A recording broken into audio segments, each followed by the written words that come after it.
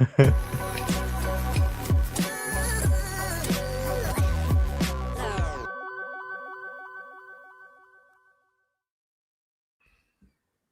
everyone. Welcome to Combox, where the game lives on. I'm your host, Varun Alvakunda, and I'm joined by Shayan Ahmed Khan. And for the first time in the first innings in a while is Rob Barron.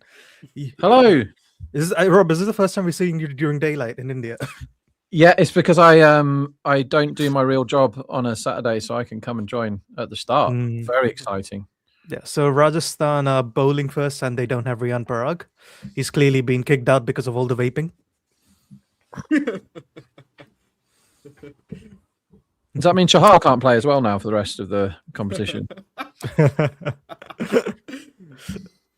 I didn't realise vaping was so anyway, over there. do they, Rob? They've dropped 50% catches off him this year. Yeah, more than 50. Yeah, by your count, definitely. I think him and 85. Booth are the two unluckiest guys. Like Booth in the last game had 3 easy ones dropped off him, and that Chahal one was awful. But to be fair, Chahal does drop everything that's hit anywhere near him. Yeah. What's this about honey trapping? Yeah, I think there's some news story that Vijay Tagore is covering on the Crickbuzz, I believe. I'm not quite sure. I don't think I've been up to speed with it, but yeah, I think the BCCI is being a bit strict and everything. I think maybe because they want to just be careful, I want to say. Oh, is that a girlfriend's being banned thing? Yeah, but I think it's probably bigger than that. I don't really know what's going on, but maybe they just want to, take precautions and everything. So Rakshit is saying a girlfriend leaked players' info. Wild. So we're saying girlfriends should be banned just in general. You want to concentrate, lads. What else have we had? I think BCCI have told Arshdeep to stop vlogging because Chahal got caught vaping or something in his vlogs. So that was funny. But again, there's some new update that's come on that as well. I think that he can make reels, but maybe from the official team page or something. It's all a mess for me. I really don't know. I don't think I should be saying anything. I don't have any knowledge of all this. Yeah, this is fun. So this is the most wickety first over bowler against the least wickety first over batsman. So what happens now? Who's facing Sai or Gill? Yeah. Well, Gill thinks he's Suyvanshi now, doesn't he? He's been coming out smacking it. I think his first 10 ball strike record was like 178 or something this season. Yeah. He's shown some intent this season, certainly.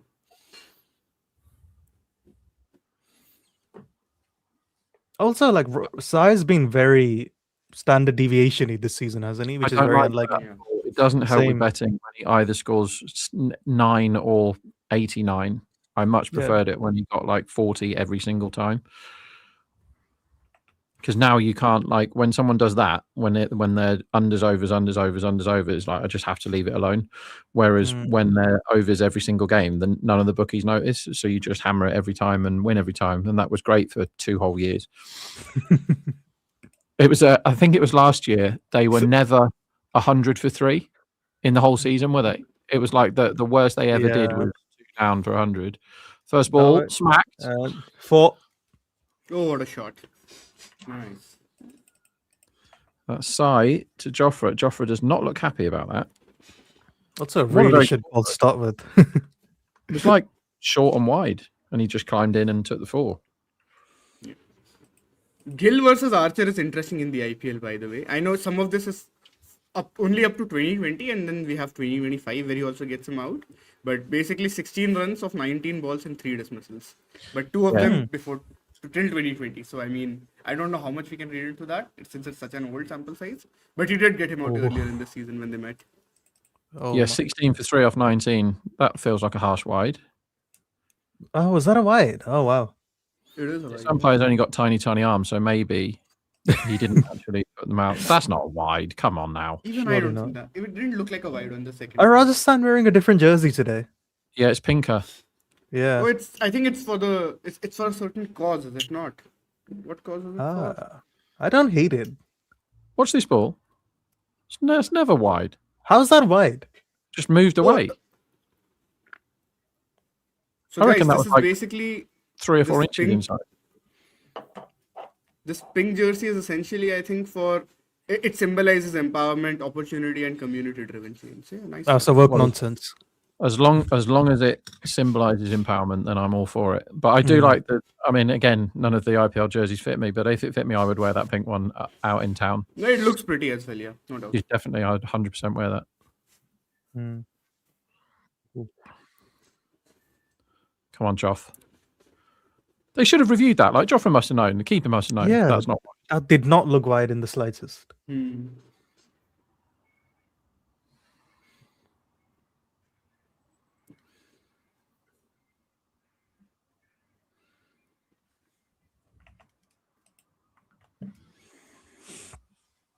What other matchups have we got here?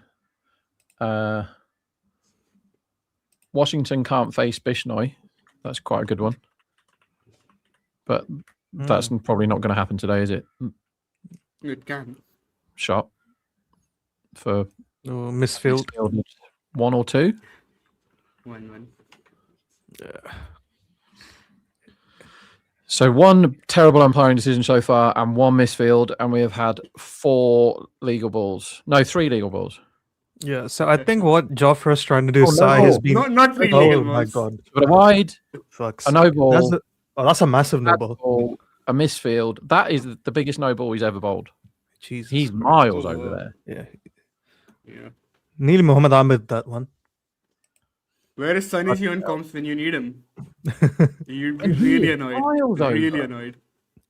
Yeah, so I think what Joff was trying to do there was Sai this season has gotten out to the top of off wide outside off balls, and he's trying to build that. I think he's missed his line completely. This is what you want for your first ball, isn't it? Free hit. Oh yes. Yeah. Especially when you're batting with good intent as well.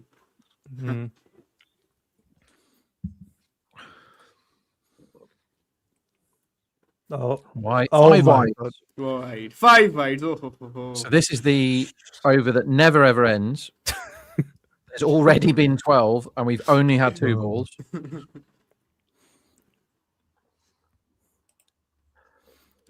Swinging away. It felt like that hit something on the way through, leg or back pocket or something. I swung miles though. Yeah. It's just too late, isn't it? Yeah. Oh, Joff. So another free hit. Yeah, it didn't hit anything. That was like boomerang after it went past the stumps. No fault of Jarrell's that's gone to the boundary. Okay, Joff. You know, it's clearly no fault of Jarrell if Rob is being generous. Exactly. That is exactly what I thought. Come on, Joff. Oh, And that's another white. Deary me.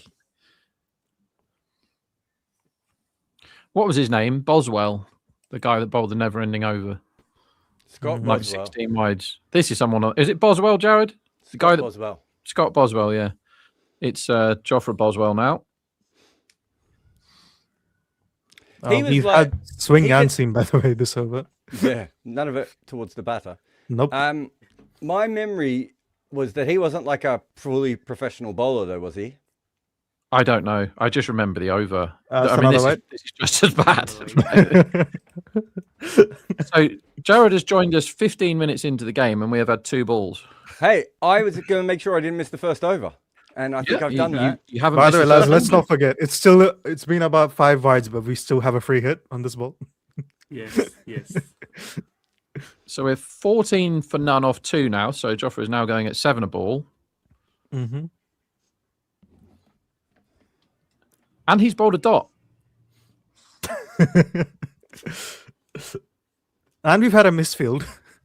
And a misfield, yeah. It's all happening. Come on, Joff. Mm-hmm. Oh, that's a good ball. Finally. Oh, that's a good ball. That's a good free hit ball there.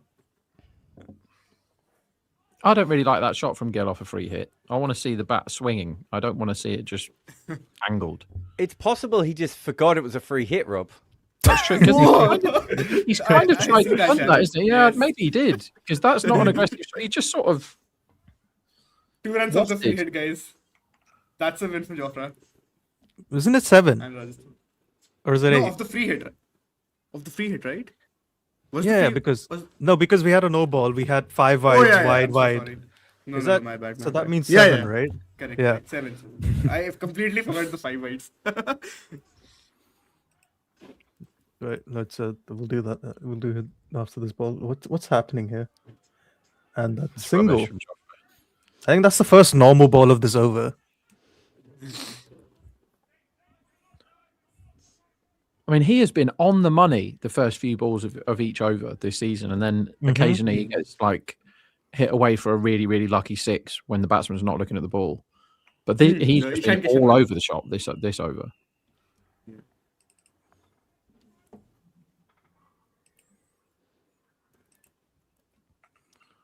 Jared, what was the funniest thing that happened to you today? It's got to be something other than the wafts of hair that you've got across your eyes. Oh, good leading luck. edge. It just goes over the top. What's the funniest? Why thing did he that run happened to so me? weirdly there?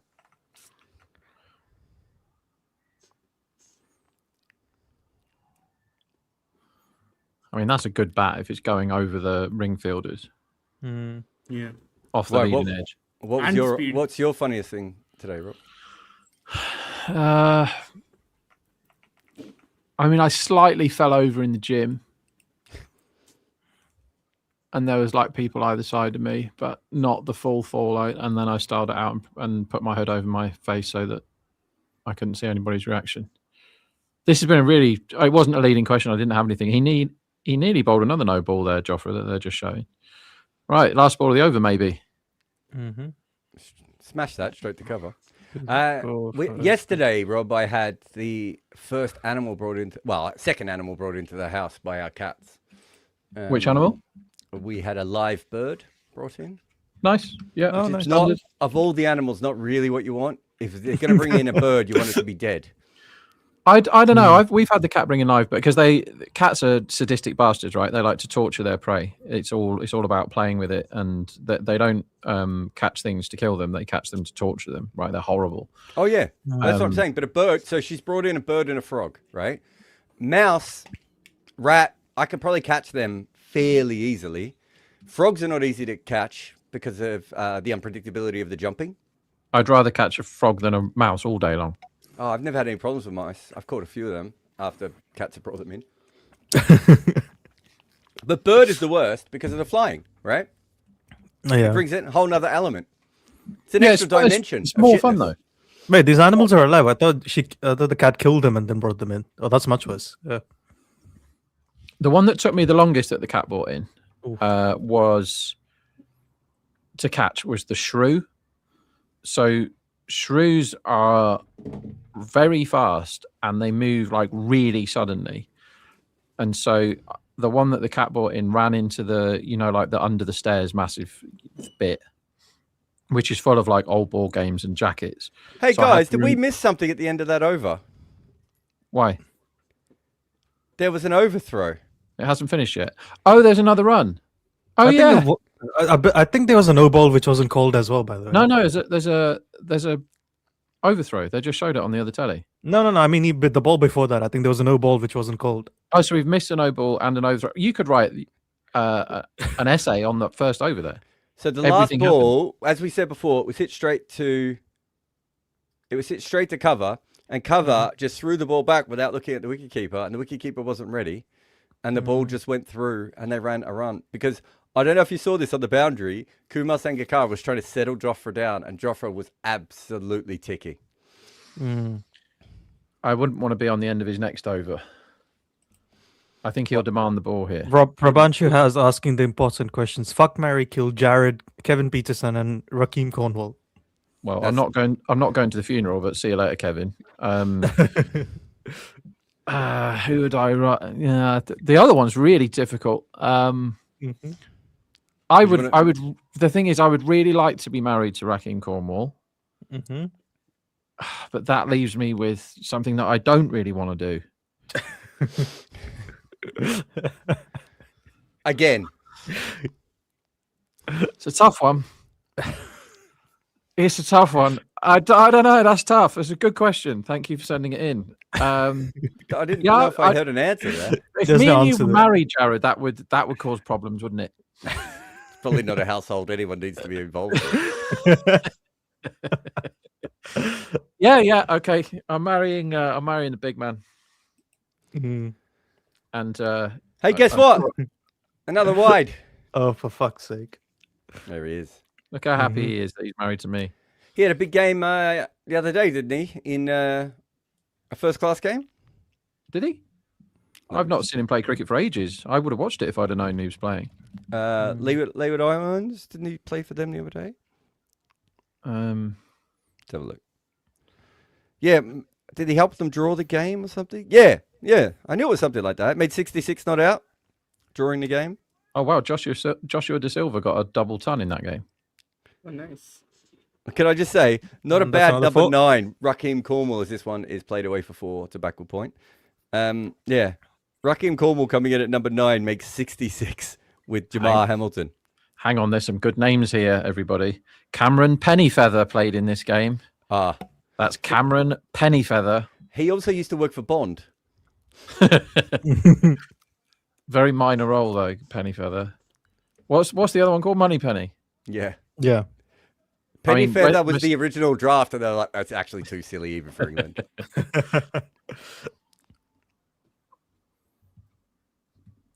Yeah, going back to the shrew, right? I took everything, every board game, every jacket, everything out of that bloody cupboard under the stairs and went into the cupboard. It took me about half an hour, then went into the cupboard with the shrew.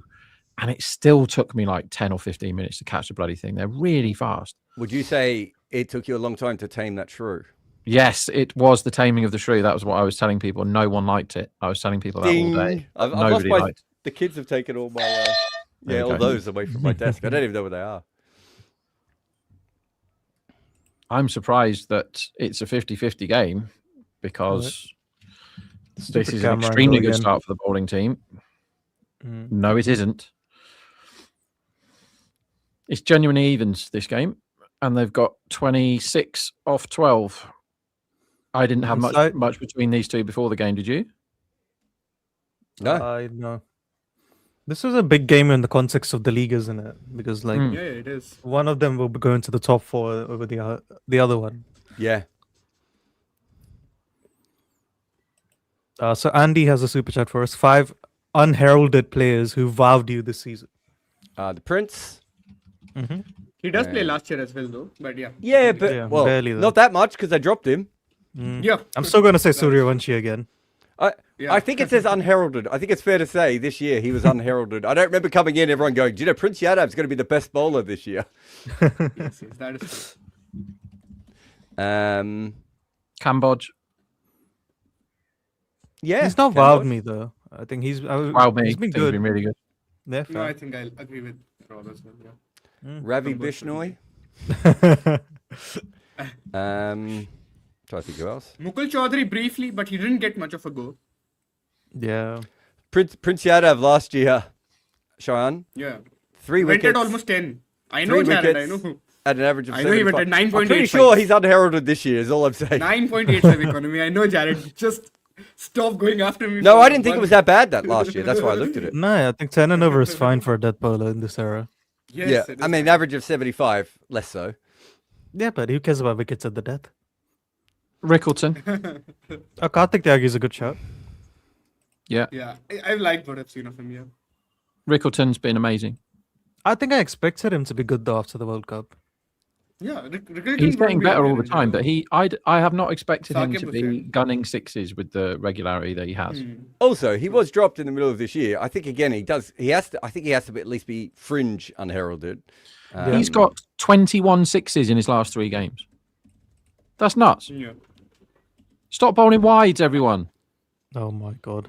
I think I was expecting Rick to hit sixes versus spinners, but like he's been good all round in general this season. He's just been coming out gunning it, hasn't he? Yeah. These are the names To I be fair, have. he was a starter for them, no? Last season, he plays the entire season last year. Yeah. Yeah, Wasn't He's that good? very But he role does player work. last season. Yeah. Yeah. Both him and Rohit, in fact. My notes 400 odd say runs. Prince Yadav, Cambodge, Anakul Roy, and I've got Moshin Khan and Sakib Hassan in there as well. Mohsin Can does we have say a big year in Priyansh Arya? 2022. Can No. you say Priyansh Arya for this? No, Or no? you said it twice and you're not allowed to say it either time. Oh, He was sorry. he was really good last season. Yeah, but Yes, he's that's what. yeah, but like I don't think any of us were expecting him to do this. That's fair. That's fair. But I an know. unheralded means like you've basically sort of never seen this player before, and now you're Oh, seeing them okay, perform at an unbelievable I don't think that's what level, it right? means. I don't think that's what unheralded means. No, unheralded obviously is do. like no one's given it the big one about Yeah. them. No one came into this So- season saying Hold up, Prince someone or Yadav's something. going to have a great year, right? Like Wait. we all thought he would play and he might be okay. I thought he was okay Mhm. times last year, even when he struggled with his numbers. So it's really someone who's not celebrated or known for their achievements. Yeah. He says, reading from Google. I was Yeah, just like, about to say the same thing. Ishan Malinga then. Fair enough. Yeah, Ishan Malinga, he would be yeah, another yeah. one. Good shout. He would be there. Very good shout. Yeah. By the way, Sadhasan got bored of every ball being a wide, so one that was definitely miles wide, he just chased and pushed it to the boundary. Then It's the only way to play. Somehow only 18 this or is an 14. appalling that's allowed. effort from the team in bright pink. What were they? They were 14 after 2 balls, and they're only 31 and 2.4. Here we go. Now we're talking.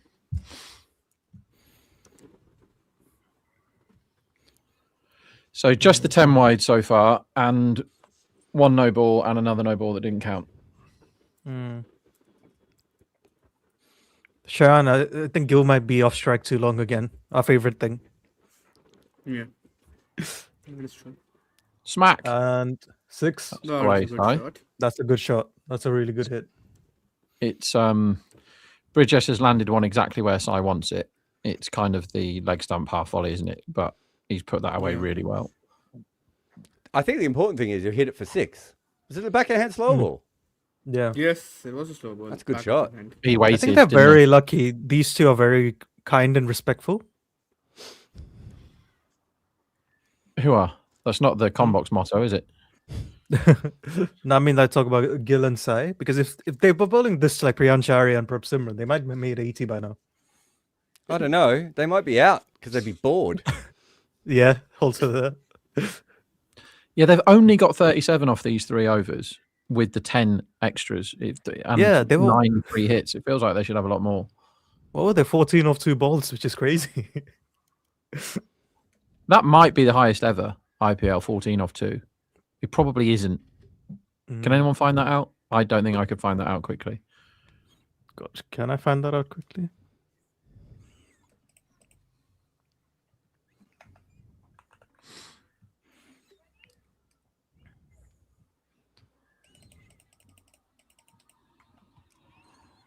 Oh, wait. Is stream 1 going down, guys? Yeah, that's Oh, yeah, it's prayer time, I think. That's why the streams disappear, because of prayers. So they show a picture of a mosque instead. It's That's nice, a lot though, of because you praise. get a change in the ads. That's the- And you and Bayram notice the ads. My brain just will not register adverts at all. To be fair, I think Bayram it's 'cause seems to have you've more been- notes on the ads than anything else. Yeah, he much prefers the ads to the cricket. To be fair, Or Rob, I think shot. you also look shot. at. You've been also using the stream longer than us, so you probably just tune it out.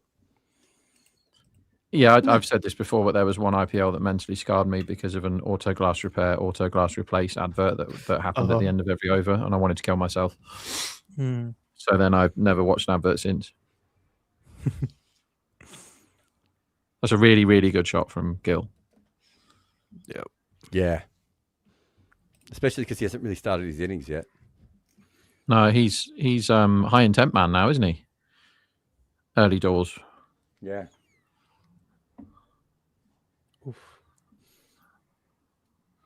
This feels a bit like wheels off for Rajasthan. Like their season does this a lot, doesn't it, in IPL history? Like they win a load of games early in a row, and you're like, oh, this team are dangerous. But then you remember that they're doing it all with 2 or sometimes 3 bats, and they don't really know what to do if that doesn't go right. And this has all the hallmarks of a disaster, this game already, and they've only bowled 3 and a bit overs. Yeah, but I just think, you know, at the start of the season, everyone was very excited. And obviously, most people picked them to come last or second last coming into this year, right? Like that was their overarching ratings. And then they came in with 6 key players in incredible form. And since then, they haven't had that. And you can't You know, that's the difference between being a really good. Look at KKR. KKR only need 3 players in form to be half decent at the moment, right? They've reviewed this LBW that's going miles down leg. Cool. Good for them. So I used to play cricket at Europa Point, which is the very last piece of land in Europe. You can see Morocco from Europa Point. And there's a mosque at Europa Point.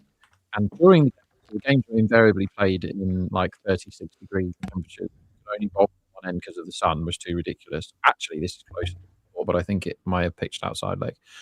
And when it's prayer time, the singing from the mosque is deafeningly loud. So like no one could hear anybody on the cricket field, and it goes on for like 10 minutes. It's proper sing song. And if you go to your stream one and turn the volume up, you will hear what I mean. Oh, it's that. Oh, I didn't realize. I don't think I've had the sound on once, actually. I hadn't even thought about that. I now think this is quite close, but outside. Pitched outside leg. Isn't it? Yes. It has to have pitched a mile outside leg. Yeah, it did, yeah. It absolutely cannot be out. So they had a review earlier where the first wide that was given was nowhere near a wide, Jared, before you got here. Nowhere near a wide, and Rajasthan didn't bother reviewing that. So they've now burnt a review on a non-LBW. Yeah, it was always a chance of hitting the stumps, and it hit the inside of the pad, and that's why they went for the review. But I don't think they ever thought to themselves, but how could it have possibly pitched on the line of the stumps?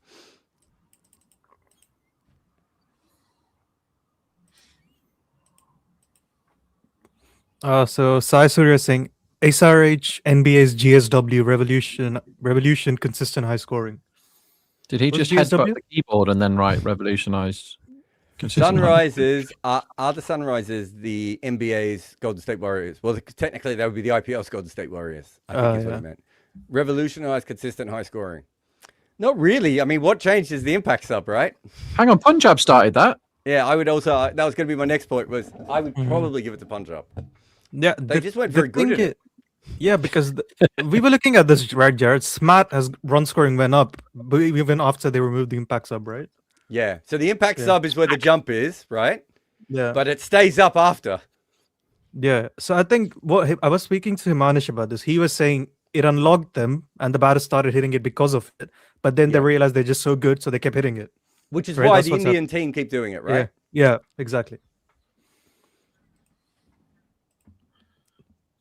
It's Six been a from weird innings from him. I just want to show you guys something. So I'm just going to take the scorecard down for 1 second and show you. This is something that Juicy Fruit Varun made earlier. We were talking about this earlier. I love it. This is down leg side and it's clipped up and over fine leg for another boundary. Okay, so on the left, everyone, is where people used to bowl, seamers used to bowl at the death to right-handers. Or is this mirrored as well, Varun? Yeah. This is mirrored. So this is left and right-handers combined, right? So you can see here that the vast majority of balls were still where you would, this is 2015 to 2018. The vast majority of balls were still either in the corridor just outside off stump or straight Yorkers, right? And what we are seeing now is this big change where we've got this whole new section coming in wide of off stump on the right-hand one, which is all of our wide Yorkers, right? And almost all of that has come from the length balls. Yeah. Yeah, we also see some bounces, Jared. If you look at right at the top, there's some yellow areas. I was going to get there, but thank you. Jesus Christ. He makes one good graphic after I broke his arm to make this graphic. You did. And then you can see there's two things. As Varun has just said, there's a lot more bounces, right? And then have a look at this bit, Rob. There's more balls down the leg side as well. Because we couldn't work that out. When Varun gave it to me originally, I was like, that doesn't make any sense. But if you think about it, if all the batters are moving across the stumps, as this is hit for another 4. Gill gets a couple there. Archer's just going for mad runs. So you could what has happened is we used to aim the ball basically in 2 key positions, top of off stump or bottom of a middle stump, right? And now we have wide Yorkers, we have a lot more bounces, we have normal Yorkers, and we have following the batters as they go down the leg side. So it's really fascinating to see that the sort of the stretching out. And the reason I show this is after the last thing that we were just talking about is when we were talking about the Sunrises and Golden State Warrior. The reason we came up with this graphic is because I sent he goes for a big swipe at this one and misses. The reason I actually sent Varun a thing on basketball where we can really understand where the points are coming from and where people are taking every shot from. And that's what we were trying to show, how much this has changed. This is a completely different shape than what we had a few years ago. So there you go. Anyway, I absolutely love that. Yeah, it's really cool. Great Varun, job, Varun. can we have something like this for the power play as well? Like, that would be interesting to see if there's any change in that. Also, could we have it for every single bowler we like? And could we just say it to you randomly and you just do it all day? Can you make one of those about our lives, like our day-to-day life? Oh, up and over, long off. What a and that's shot going to that be is. 6. Lovely 6, yeah. timing. He just length on that, really, didn't he? Yep. There's Joffre a sad live face. Jofra face. He has a great sad face, Jofra. He's like, stop whacking me for 4 and 6 every ball. So he's bowled 9 balls now, Jofra, that have gone for 28 runs, and they missed a no ball on one of them. So, What to a be beautiful fair, shot that they is, did by the actually way. give away a run as well. This is wheels off stuff, this. Varun Picasso, Varun Van Gogh. The important thing is, isn't Picasso like a terrible human being? And didn't Van Gogh send a piece of his ear to someone? I'm just saying. Yeah, Who that do you sounds wanna be, about right. Varun? Right. Which one? If Bit you of both? had to, if you had to chop your own ear off, how are you preparing? And what's your method? I'm watching Reservoir Ooh. Dogs. You're good watching one. that first, really? Like the petrol bit goes through me in that. I mean, you Cheyenne? have to be drunk, don't you, Rob? Well, I have to be drunk anyway to talk to you lot. But Yeah. Cheyenne, come on. He hates these questions. He does. Shot. 4 Let's more begin- straight down the ground. Just because I don't know if you know, Cheyenne's already cut his ears off. So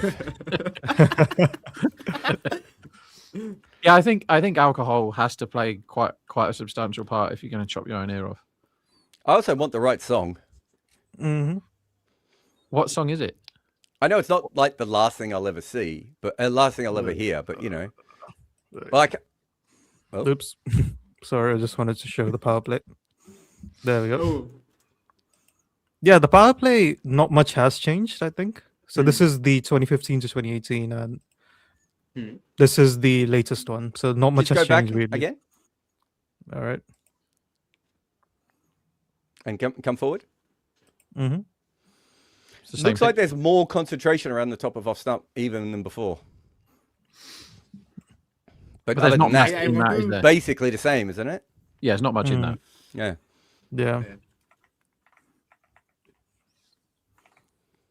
but I do think teams might start doing like all these wide lines defensive tactics even in the power play. If Yeah, it might They're happen going to score eventually. 80 and 90. I think that is also going to happen eventually. It's a shame we didn't have this graphic for when Neil Wagner was playing. Every other bowler's top of all these. I'm now really trying to think about how you could make that graphic about like Jared's life, for example, like what he gets up to, where the colour would be, like the press up distribution of your average day. Catching birds that are not dead. Yeah, Having the same breakfast every day. Oh, he's got away with this one, Gill. He gives himself some room. It's a great Yorker from Brajesh. He somehow gets it down to third man for 4. He's on 26 of 12. I mean, I don't know how that's 4 there. I Is he think trying to play Brajesh- that for 4 on the leg side? I think Brajesh might agree with you there. Oh, that's lucky. That's very nearly bowled him. That's the 70 up after 31 balls.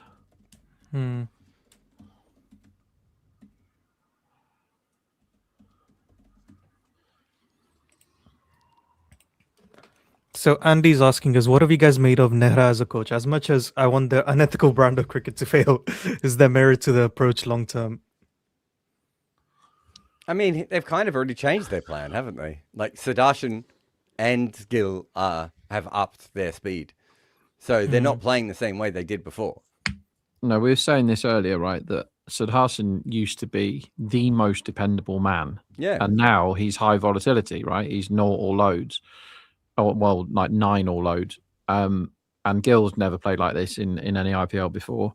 but they've seen somebody at Gujarat has seen what's Four. been happening to everyone as we see another surgical fort. That everyone's bombing the power play, so they better join in, or they're going to lose loads. So at least they've started now. It's a lovely shot, that. I think it might also to do with the number 4 to 7 slot, which they kind of don't always take that seriously, I want to say. Because I think they forfeited is the word you're looking for. Yes. Yeah, they don't have any players there. Yes. So How does let's say Tuati play every game? Washi has still had like a decent year at 4, I think. So it's more the number 5, 6, 7 spots, right? Which is a bit weird compared to the other teams. So I think it's more about that brand of cricket, that they're still very top heavy, even with the high like the increased intent and everything. Shahan, I can give you a great Washi fact if you want that I got from Varun today that he might not even know, but he was the one who gave it to me. Okay. He bowls the second fewest wides in the IPL. Oh yeah, I did remember seeing that. Yes. Nice. Was it Munaf Patel that was the least? I'm trying to remember who was least. Yeah, Munaf Patel was least. Balls per wide. Washi. And then there was a bunch of like sort of part-time re-spinners until we got to Rashid Khan, I want to say. Yeah, and Bumrah's quite good as well at not bowling wides. Yeah. Who bowls the most wides per delivery in the or the most deliveries, the fewest deliveries per wide? Patharana. We had Stark. I think. No, Yeah, it was Pati, I Stark. think he just missed the sample size. Yeah. Oh, We had minimum 1,000 balls. Arsteve might have joined in by now. Arsteve was at the yes. top as well, yeah, but not quite. Um, Stark bowls a wide every 2 overs. Yeah. it's pretty good. Is he top? Yeah. Yeah, But as Varun said, Patharana wasn't quite there on our cutoff. Okay. So Stark and Deshpande are 1 and 2. Yeah, Deshpande, yeah. that adds up. Tuatia has 78 runs in 8 innings, 10 matches, at a strike rate of 120. I And think he's hit 30 one- of them. He's hit I think 1-6. 30 were I've 1-6. hit more than 1-6 in Oh the my IPL. god. He's hit 1-6. His job is to bang, right? Come in and bang it. Mhm. And he's scoring at strike rate 120 and averaging, well, his average doesn't matter because he's never out, but he's faced 65 balls for 78 runs and he's hit 1-6 in 65 balls. What the hell is he doing in the team? Doesn't field. Vibes. Well, If they need his leg spin. He has got some pictures of Ashish Nehra that in extremely compromising. I actually do like the fact that, Yeah, like, but would Nehra care though, Rob? Hey? Would he care though? That's my question. I don't know the answer to that question. does he still use a flip phone? No, I think at some point he said he switched, and he very recently had learned how to use WhatsApp in an interview with Gaurav Kapoor, I think.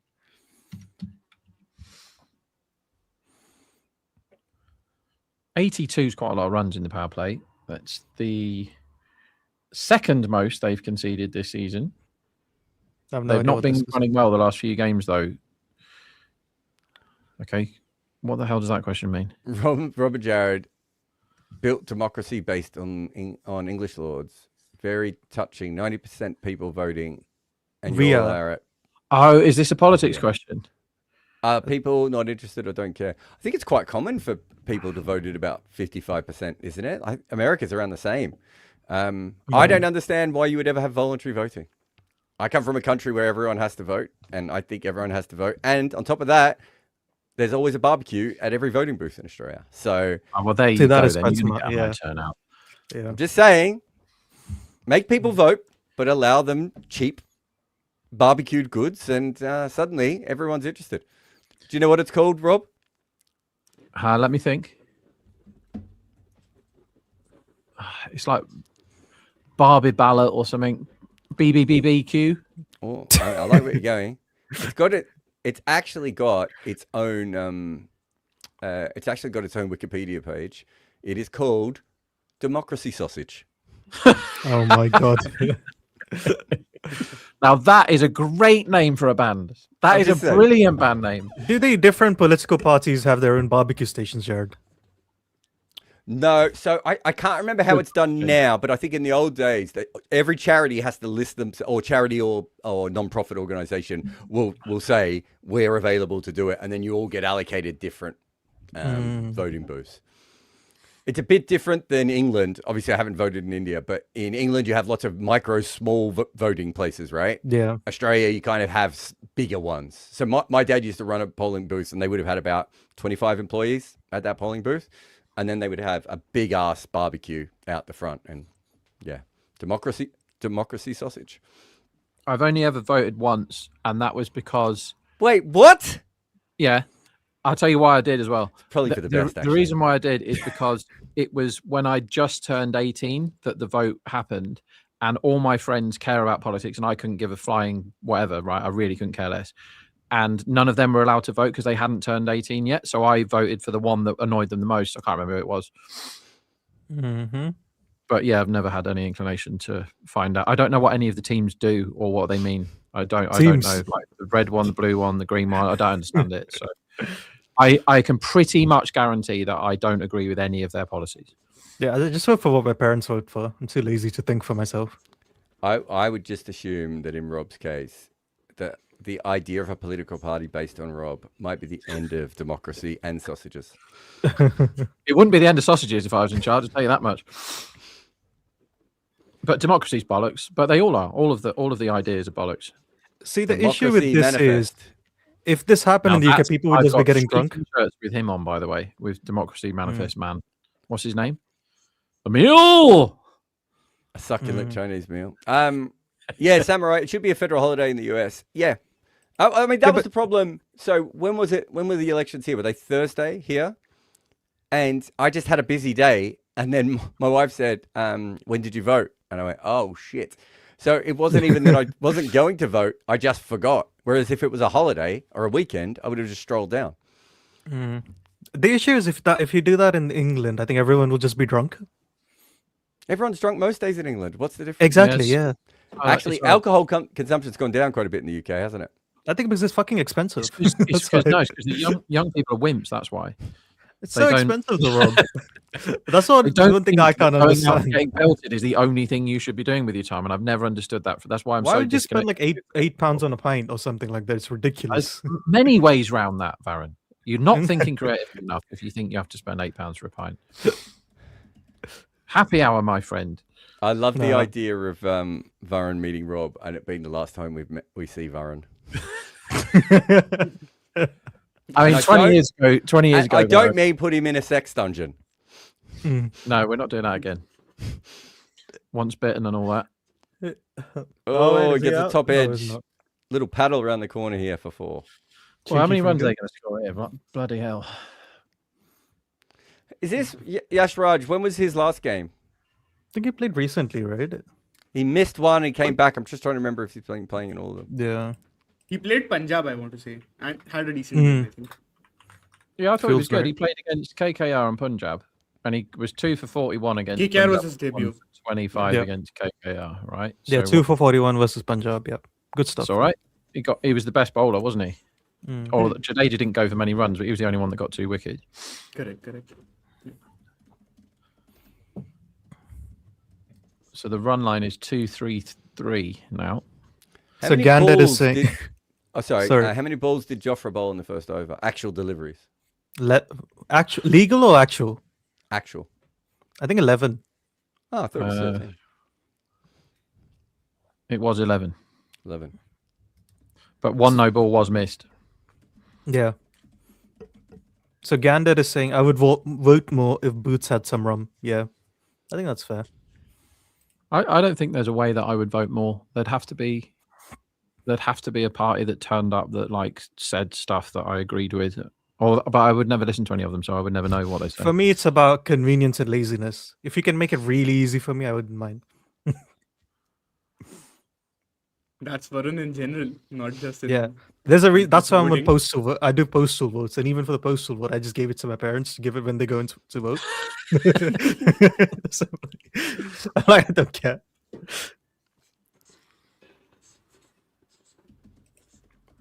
So Donald J. Trump is saying, agree with Rob. We shouldn't have elections at all. Well, listen, Donald, like you're definitely no good at your job. I don't quite understand how somebody who's just rich is allowed to play at that, play that game at all. Particularly with past of like a really felonious past is just allowed to have the best job. I don't get that at all. Oh, drop catch. Here we go. First one, 7.1. It's taken longer than usual. Jadeja bowls a wide one here, and Gill gets it sort of off the end of the bat a little bit. Hit it okay. But it was a big dive from Jaiswal at cover. You got a whole hand on it, I think. Yeah, enough. Oof. That would have been a really good picture for If his he'd wall taken if it. he caught that. Yeah, Yeah. because he's hyperextended, isn't he? He's fully. Can you Superman. just Photoshop the ball into his hand for him? Okay. No, I can't. I don't know how to use Photoshop. I wish I did. Did he flick his heels up at the back end? So I. Let's he see. did. We'll see yeah. from this angle, won't we? A little bit. Not yeah, fully. not quite. I played in a game with Ian O'Brien for a friend of ours. It was his 40th birthday. And we played in the game, and I was at short cover, and I took a diving catch like that, and the team went wild. And Ian came over to me and went, "You raised your heels. It doesn't count." Why doesn't it count? You should. I was like, it was a full diving catch, man. I'm an old man. I haven't taken a catch like that in about 7 years. And he went, "You raised your heels." But it looks better when you raise your heels. I didn't even know I'd raised my heels, Rob. Do you know what I knew? Somehow I didn't die taking a diving catch. That's what I knew. Fucking Kiwis. They're all arseholes, as we all know. Yeah. So Narayanan is asking us, do fights like what happened in Real Madrid do in cricket dressing rooms any from history? Oh, what happened with Real Madrid? No idea. Cheyenne? No, I don't think I've kept up to speed with what's up. I bet. Recently. I bet. I Vinny do know they Green was part were of it. knocked out in the UCL, but I don't know what else is going on. Hang on, no one noticed there that we had 3 overs in a row that went for exactly 15 runs.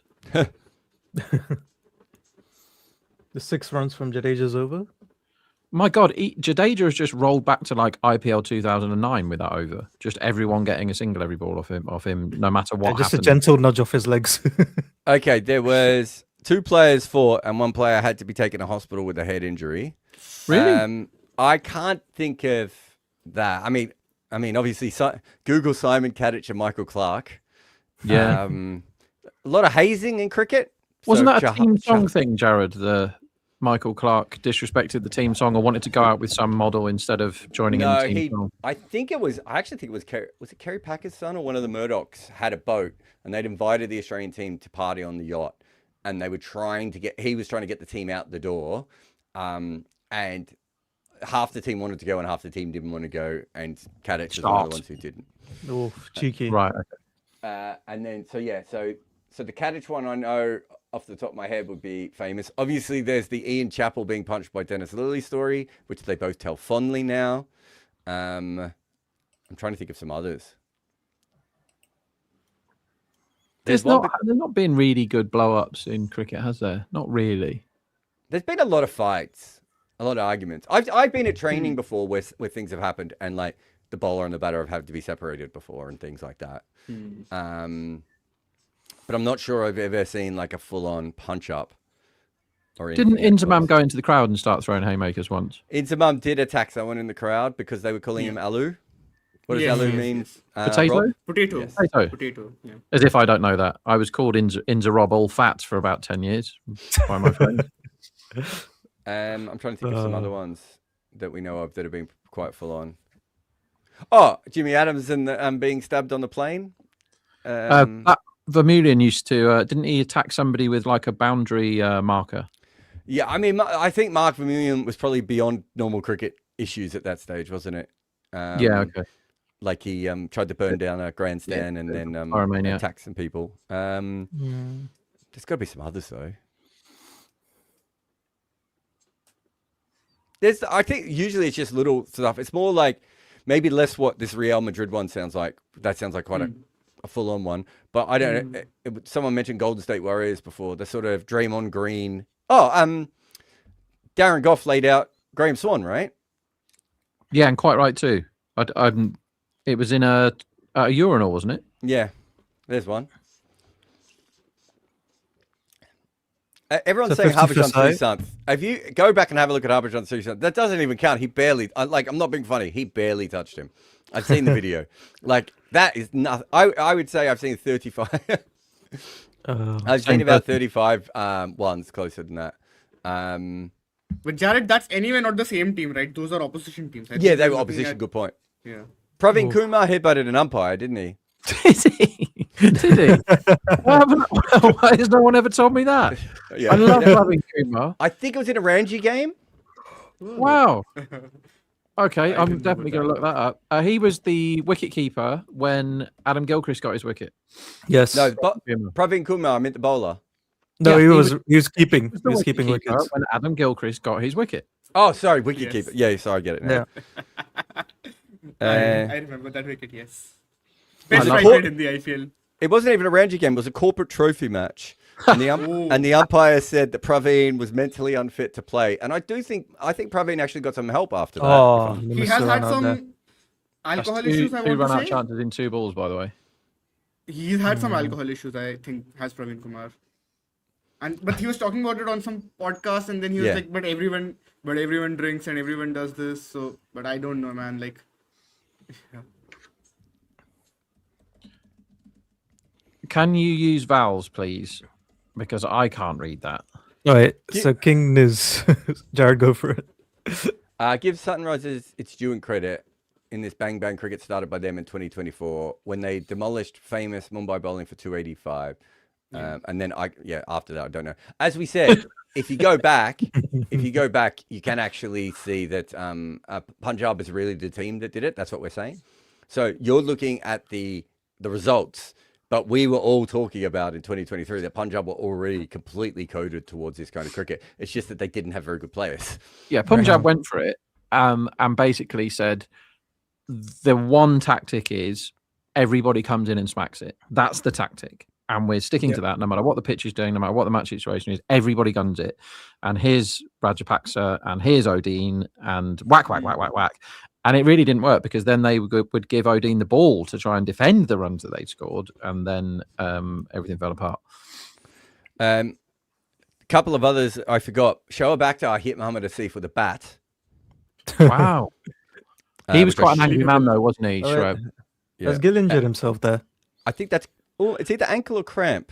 And he would have been out. That's the second time Gill should have been out in this innings. There was one in South African cricket which I do remember from like last year, right? It was a first class game, I think, or a game. I don't know who was involved, but there was certainly a lot of stuff going on there. I'm trying to think if there's any others. There's been a lot of, so it actually does happen a lot. If your question is maybe less so in modern cricket, but traditionally, it's not that uncommon for a teammate to punch another teammate in cricket. Or to also physically like fight. sorry to answer the SRH question. In 2024, both KKR and RCB were faster than them. Yeah. That is true. Warner But punched I through, also didn't he? think I sort of agree with the comment in the sense where they showed us what the limitation, like what's the They max broke the limit in ceiling. the power play. Yeah. They broke the ceiling. They broke for the sure, ceiling yeah. in the power play, right? Yeah. So I also want to give them some credit, to be honest. I don't think anyone's not giving them credit. We're just saying there was another team No, that of was course. already. We're giving They- another yeah. team credit because they were also ahead of the Yeah, curve. yeah. No, I'm not disagreeing with you.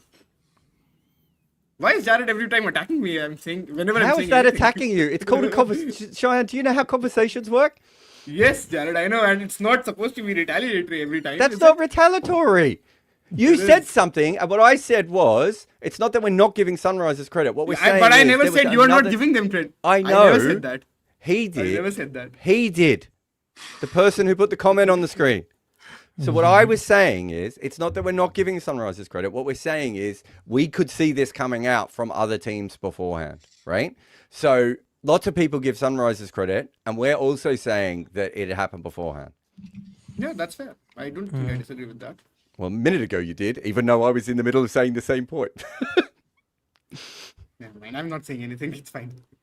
Neither am I. I don't want to get in trouble from Cheyenne for speaking.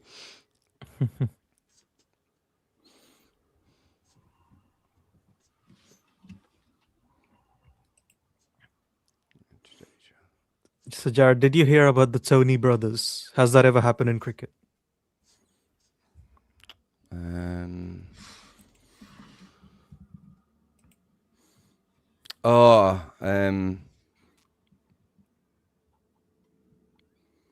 Yeah, it's something about. Wait, let me just look it up. It is something about. Where is it? I thought it was pretty normal, actually. I think it's actually something that has happened in cricket quite a lot. So basketball is a really weird one because the referees and the coaches are right next to each other.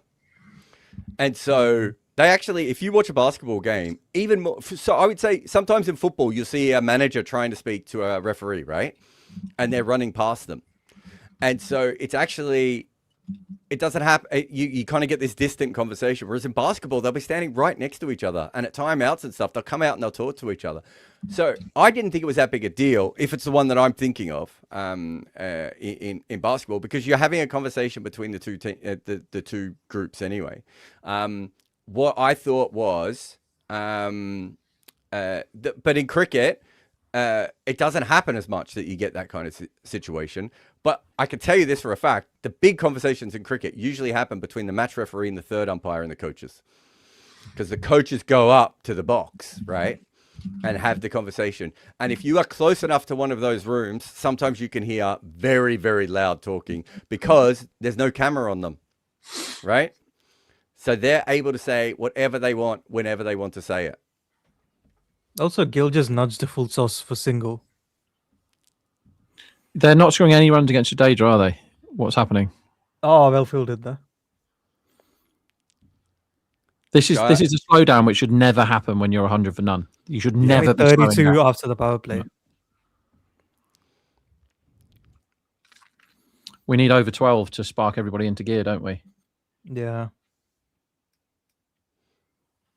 That's annoying. The line's 10.5. So Singer is saying Cheyenne versus Jared in a chess boxing match. I still haven't Googled chess boxing. Why the hell have you not watched chess boxing? It's But great. also, what was that TV show we're supposed to watch, which I never looked up? Oh, the one with the animals. The one with Beverly animals Hills against Teenage humans. Aliens. No, Oh, that one. Yeah, I've not watched that yet. yeah. They haven't scored a run for like 4 overs when they've been 100 for naught. No, Yeah. This is disgraceful from Gujarat. only 32 Absolutely. in the last 4 overs, these lot. Yeah, so what were they? 82 for none after the Yeah. power play. And then they've gone 10. We'll accept that. But 10, 6, 10. How many off that over? Like 5, 6. Bore off. Come on, Gujarat. Get on with it. So what were there? There were 3 overs with 45 runs. And what's there been since then? No runs.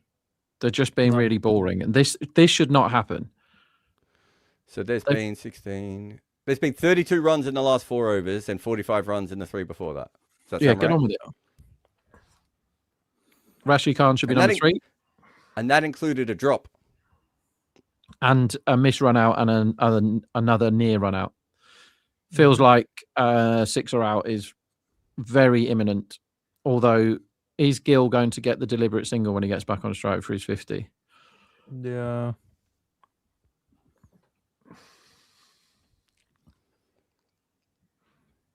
I mean, they seem to be in deliberate strike rotation mode here. That should have been hit for a 6th up ball.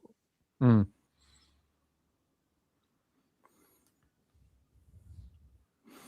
So Aish is asking, are these two getting to net negative territory? Ooh, interesting. What are they? Yeah. They're going at like 10 and over, both of them, roughly, right? Mm. It feels like if you take away how many wides and no balls was it, about 15 runs in extras? 13, so, well, 12 off, 11 wides and 1 no ball, right? There's So a bye as well from memory. and 1 bye, yeah. Um, And the overthrow. yeah, if you take that away, it's a completely different position in the game as well, aren't they? Yeah, they're basically going 10 And and most- over against a team that aren't fielding or bowling very well. And that was the 3 overs that you were talking about before. Yeah, 4 to 6. where they Yeah, really what attack. that like that wasn't. There weren't that many extras in that section, was there, Sean? Yeah, not many. And Like they maybe a were both bye. attacking, Was the bye? actually. No, the bye might have been later. Actually, it might have been If after. I the was power at the play. ground, I would Yeah. boo that 50 after the very deliberate single. Are to you a get it. booer, Rob? Not really. Boo earns. So what is it? I think both of them made 50 of 30 today. Yeah, I noticed that too. I was Yeah. at the Oval when they had. You might remember this, the side, Rob, but I think it was Simons, Yunus Khan, Ram Prakash, Tom Maynard, Rory Hamilton Brown, and they got bowled out for about 45 versus Northants, and Northants chased it in about an over and a half, and they got booed at the Oval by 20,000 people. And I must admit, I'm not a big booing fan, but I was like, I think this is perfectly justified. Can I tell Yeah. you? Rory Hamilton Brown did not agree. Shock. What's he doing now? law or something? I don't know. But we were talking about him the other day because, like, I think people think Rian Parag is Rory Hamilton Brown. I was like, I've lived through the real Rory Hamilton Brown. Rian Parag actually can play cricket. His mum told me off once. Shocked. Rory Hamilton Brown's mum. Out. Caught it long on. And, It was coming, wasn't it? It was coming. I don't know how to Over feel 50. about his innings. I've forgotten it already. Yeah. If this is a road, it's below par for me. What's that done to the market now? Because they were like 1.4 something, and they've dropped all the way out to 1.7. Yeah, market thinks they've buggered it up. They were going so well, weren't they? And they've just given it back to a team that didn't really want it, right? Okay, this is the team. There was 2 games when Surrey were booed, right? This is the team that Rory Hamilton Brown was captain of that kept losing in the blast, guys. I just want to be really clear. We're talking about the blast here, right? His team was himself, Steve Davies, so England international, right? Mark Ramprakash, one of the best batters in cricket. Andrew Simons, Yunus Khan, right? Usman Asfal, and the bowlers was Andre Nell, Chris Tremlett, and Jade Dernbach. And they were losing over and over again and being booed at their home ground. It was ridiculous. I think that was in the years where they were having probably a bit too much fun off the pitch. Yeah. That Surrey team. Gill is having lots of treatment here, by the way. Andre Nell in the game that they got booed. Andre Nell 4 overs, 1 maiden, none for 16. Chris Tremlett 4 overs, 1 for 20.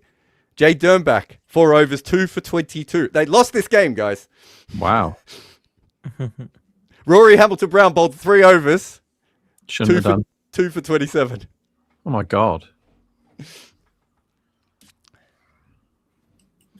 He's 38, Rob, now.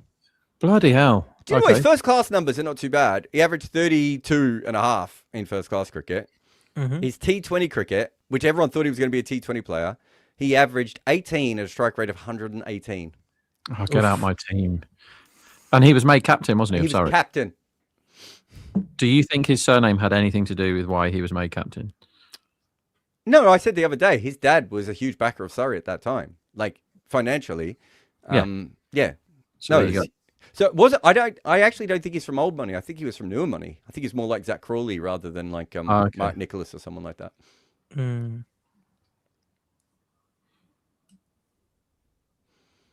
But what a fascinating cricketer. Yeah, a bit of a Ansari type story for him. Yeah, but I think Ansari was a guy who just played cricket and didn't affect other people, right? Just decided that he was going to make more money doing something in the city or whatever. And I think he kind of probably did better in cricket than he ever thought he was going to do, Ansari. Rory Hamilton Brown thought he was going to captain England. Yeah. He's under 19 captain. Like he was on that pathway. He was captaining Surrey when he was like 22 or 23. And it's nuts, isn't it? And look at the players in that team that he's captaining. Ramprakash was in that team. Yeah. Ramprakash. There's like 5 guys in that team. I didn't read them all out, but there are other guys in that team that could have captained ahead of him. Well, yeah, any of them really. Maybe not Andre Nell. He'd be a great captain. He'd be my captain. I'd stand behind him.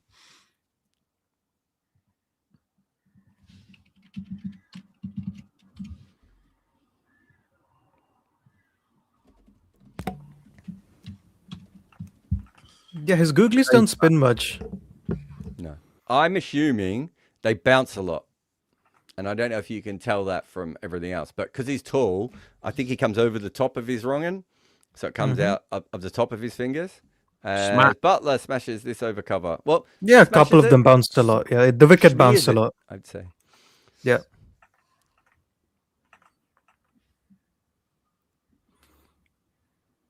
That's what they should have been doing to Jadeja in his previous 2 overs.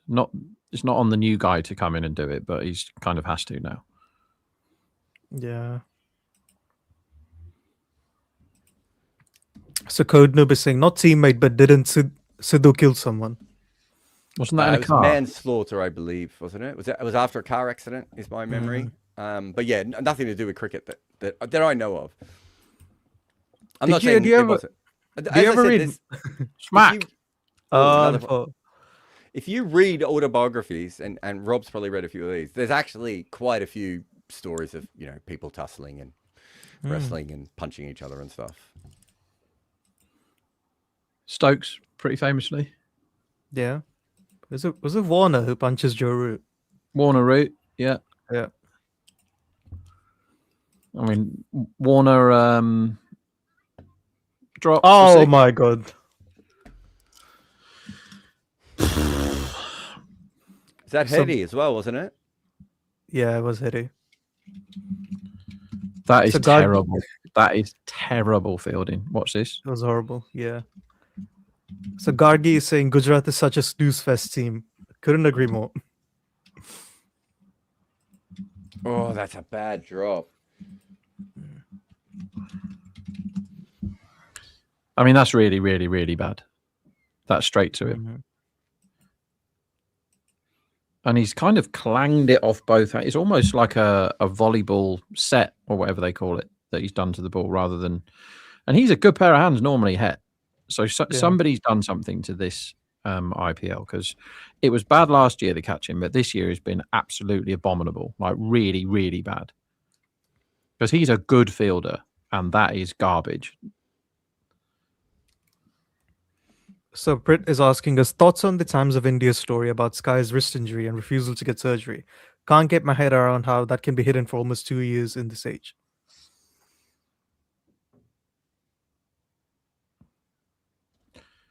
Don't know the story. What's the story? Sean, What's do the you full know story on it? Sean? Sean, are you familiar? I've heard about it, but like I don't know what like the whole details of it. But basically, there's also talks now, right, that Surya Kumar Yadav is going to be replaced by Shreyas Iyer as the captain. So maybe it's got something to do with that as well. Let me look this up. So, according to the Times of India, Surya Kumar Yadav was having a wrist injury from BCCI since 2024. He's going through a wrist injury since 2024, where his wrist is completely damaged, and he was managing this injury through injections and medication. Smack. Big six there from Butler. Yeah. Justice come to play. I mean, if that's the I did see case, certain Sorry. tweets that one of his shots that he used to hit over fine leg, right? Basically he's not able to play that as well, and it's a very risky shot. So maybe there is some truth to it, right? And like maybe we can trust TOI. all I would say though is that's a very sorry. Can we just put the comment back up for a second? Yep. When you say refusal to get surgery, every player on this field at the moment could probably get surgery for something at the moment. Right? There's something that needs to be cleaned out. There's something that needs to be looked at. There's something that could be better attached or unattached or whatever. It's shocking to know I'm not a surgeon, right? All these different things could have happened. Generally, people are choosing to play through them because they can manage them, right? And if it's a situation where Sky's just been playing with it, when you say he's been hiding it, he hasn't been hiding it. He's made his decision almost a Run out chance again. He's made a decision to play through it. That's a very, very common thing. It might be. I'm trying to think of what kind of a wrist injury would keep you out for a long period of time, but it might be a situation where you can play through it and he feels fine, right? Like as in it limits him, but he's like, I can play at 90% of myself. But if I get it fixed, it might be a year off. And I'm how old is he? 34, 35? Yeah, he's 35. Yeah. Right? So this up in the air, this could be caught. Should be out. Well, Nope. Should be caught. Nope. Oh my god. Is the Feel head like of you my ran in the again? wrong direction. Ball.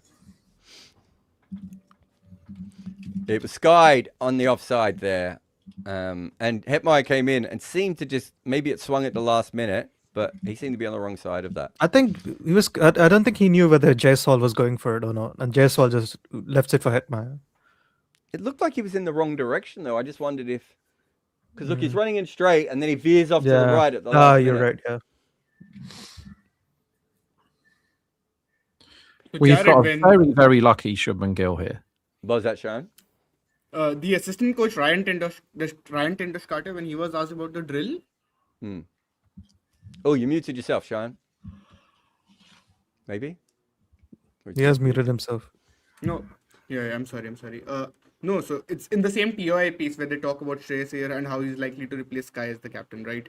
And in that, where they're talking about the wrist injury and everything, basically Ryan Tendoshkata was asked about the drill, about how he was managing it and everything. He just brushed it off, saying it could be normal wear and tear.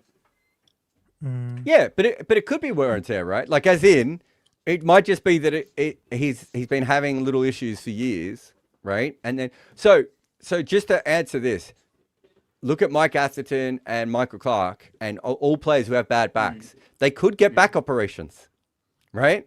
The problem with a back operation is you might never play again afterwards, and you might be out for a year. Every athlete in the world is dealing with this. It's a very normal thing in cricket. So yeah. I assume you mean Sky and not Suryavanshi. No, he's old, mate. He's past it. Yeah. Suryavanshi is finished. That's what I mean. Yeah.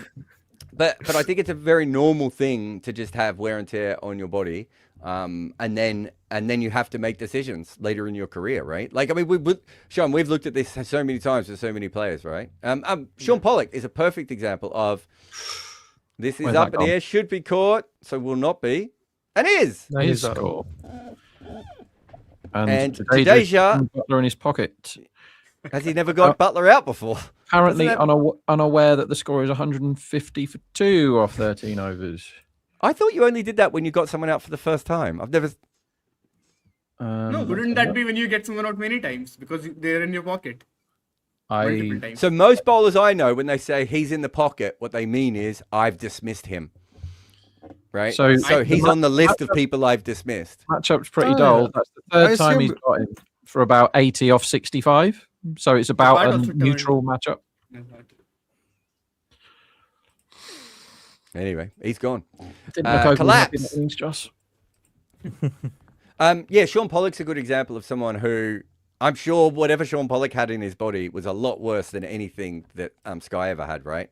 And yet he chose to play on and just worked out a way around it. It's very, very normal if you can do it. And then there are plenty of other bowlers who went off to get the big operation, not just bowlers, batters as well, who just never come back right.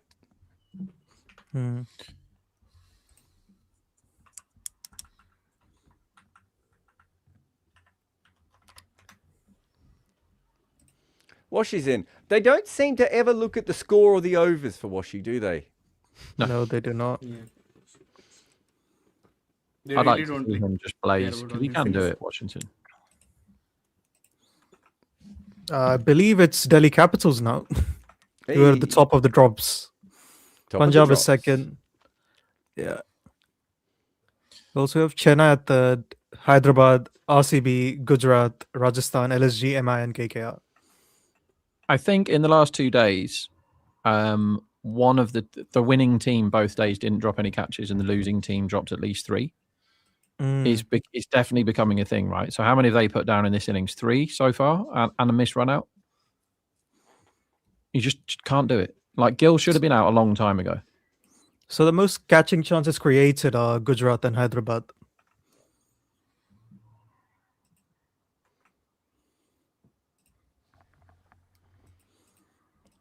Rohit Kumaja is saying once ETPL and African Cup gets big, ODIs will be dead. And I will be there to celebrate. That is not what's going to kill ODIs. I mean, there are many things that are going to kill ODIs. Those are not the things. It's the best format. It will live on. Don't worry. No, everyone. it's not. ODI has one good phase, and it's the power play. Everything else in ODI cricket is dog shit. It's in the top 4 formats. ODI cricket is amazing. Firstly, it just starts at the top 5 for me. The one that I can never ever get into, and I have to watch it quite a lot of work, is T10. I just can't get my head around it. It just doesn't interest me at all. I've watched so much of it. I've watched quite a few games, and I find myself losing interest every single time. Yeah, I don't know what it is. It's so incredibly, like, T20 for a while got really formulaic, didn't it? And pretty boring. It's changed since the Impact sub, but I don't think for the better. But it has changed. It's not as predictable as it was. But T10 feels like you're watching the same game every time. There's no nuances there. It's just do you know what I found weird about Andre T10 Fletcher is doing stuff. Yeah, it is. There's a lot of Andre Fletcher. I always find with T10 the weird thing is that it should be more close games. And I reckon I've watched 25 games and seen one close game. So I watch ECN quite a lot, and I've seen a couple of golden balls. Now that is good. So when you have a tie in ECN, you have a golden ball, and a golden ball is you have to score 2 off 1 ball. So not a super over. You must score 2. So 0 or 1 you win, and 2 you lose.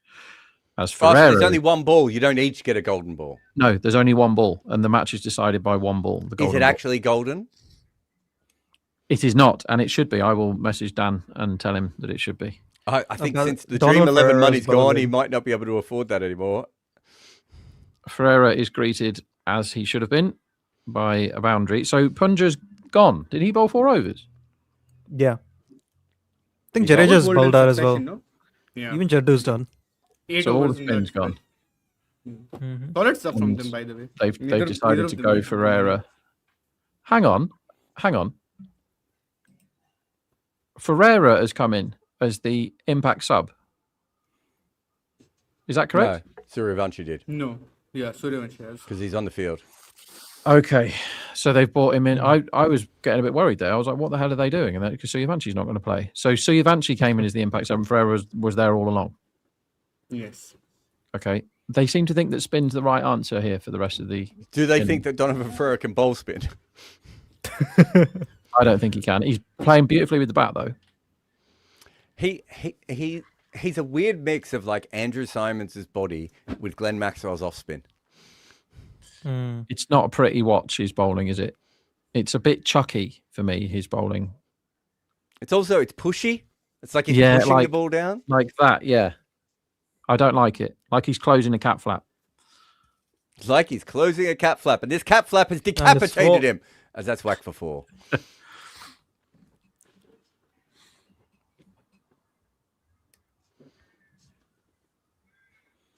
He's one of these people that like every time he's in an auction, you see his name down as an all-rounder, and you're like, okay, so how many overs per game are we legitimately like? He could bowl at Pal, right? We all wouldn't want to face him at Pal. Maybe Guyana, right? Chennai back in the day. There aren't that many other wickets you're bowling here regularly, are there? No, Tuati is on the all-rounder list, though, isn't he? Still? Well, I don't understand how he's on a cricket team sheet. I really don't. You've never mentioned it. And I thought his bowling You was know funny. that Cheyenne's writing his biography. Yeah. I think you could play him in the movie. He's actually done wouldn't well have here. to They're only dress up 11 too off much it. to have you looking like Tuati, I don't think.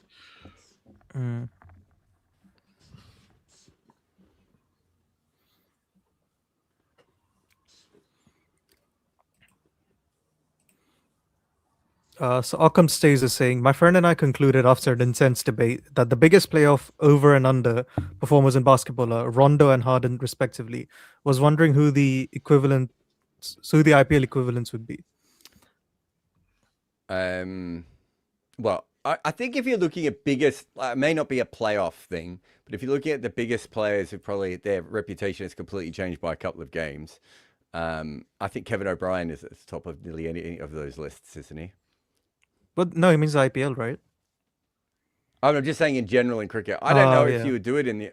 There aren't enough games really for someone to just have a reputation as a playoff player in the IPL, are there? No, like Raina does. Rayner. But Rain is pretty. I don't think his reputation's that did much not higher for one that really compared to everything else, though, is it? Absolutely No, not it is so. definitely playoffs, Jared. Like his. Well, put it he's- this way, he's much better in Rajan playoffs Rondo- than he's anything. Rajan Rondo is not like an international quality player, right? Ah, okay. So Rayner was a test player, a World Cup player, right? Okay, if you mean like that, fair. Guess what, everyone? Gale is the Harden, even though it's incorrect because people think he never made any runs in playoff games. Yeah, it makes sense in the Jota's come back 2016 and bowled a final, wide, by the right? way. Hey, Yeah. Only 1 yard down the leg side this time. What's happened to him today? he Oh, does have Saha's a days. good shout. Saha's a very good shout. He makes 100, doesn't he? But it would have to be that is a multiple good games, shout. though, wouldn't it? But Saha's also international quality, no? He's also No, made split keeping He's not though, like right? Reina, though, is he? Probably. Where does Where's that gone, Washi? Oh, what a shot what that a is. shot! Washi. Opens Oh. it up and hits Archer back over his head, and Archer does the face. That's beautiful. That Vora final innings is disgraceful, Singer. It is a disgraceful innings. Purely as an IPL player, where does Ryan Harris fit into this conversation? I Was he honestly Punjab? cannot tell you. He's played for a single IPL game of his. Ryan Harris, didn't he win an IPL final with the bat? Ryan Harris. Look it up. Happy to be Which wrong. final is this? Would have been Deccan, wouldn't it? With the bat. Oh, wow. I think I might make a collage of Joffre faces today. I think that might be my take home from this game. Oh my There's God, another one, Ryan Harris everyone. played 5 years in the That's another. He played 5 seasons. I mean, it must be 2009 you're talking about. Was he then. Punjab, Jared? Ryan Harris. Yeah, He has and played for and Deccan. Deccan individually. I love Deccan. Oh, yeah, he makes 9 of 5. But that's batting first, though, in the final. Oh, was it? I couldn't remember. Yeah. No boundary, though, Jared. That's impressive. He didn't look like a man who would like to run too many runs, did he? He had no cartilage in his knees and was all upper torso. Ribu Ganguly saying, at what moment did basketball evolve from cricket? Is it like a monkey to human being kind of thing? Do you mean I think he baseball or means- basketball? I think he means baseball there. Mm. It's a very complicated question, and there is no official answer to this. But essentially, what happens is they both share a common ancestor. So I think it would be more like Neanderthals, and what's the other ones? Homo sapiens? Is that? Yeah, yeah. no. Cro-Magnon. Don't Neanderthals and Homo sapiens both have a joint relative? Yeah. No, it's also like who else? It's Is dogs same. and wolves have the same ancestor? I thought dogs were just wolves. No. This. I yeah, thought it's all either that dogs or were essentially wolves. dogs and wolves, common ancestor. 1 second. But what's a goblin? Yeah. So dogs and modern wolves now share a common ancestor, not common now extinct ancestor. Likely a late Pleistocene. I don't know what the fuck that is. Pleistocene Okay. wolf. Okay. No idea what that is. Okay, so yes, so that's probably how I'd look at it.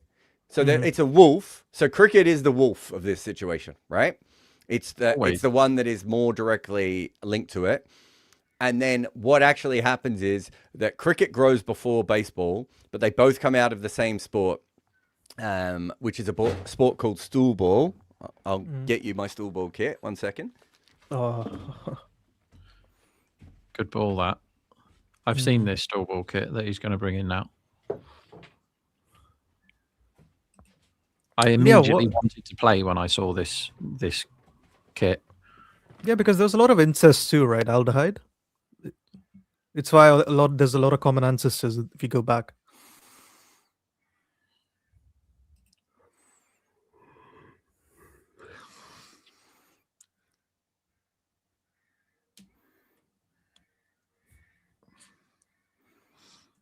Okay, Jared's gone running away to find his store ball kit.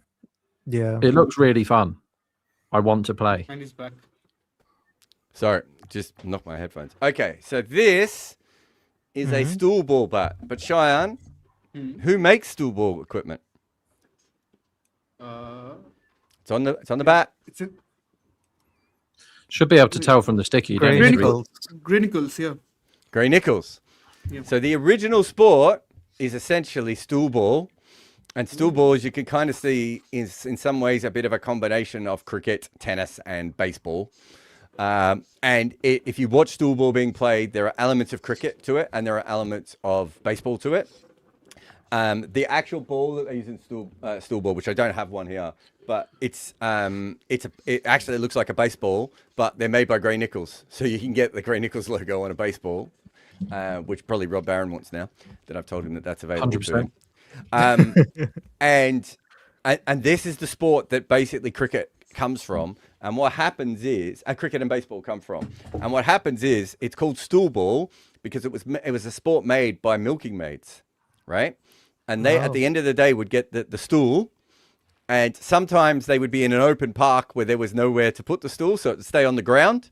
Yeah. And sometimes they would have a hedge and they would pick the stool up and put it into the hedge.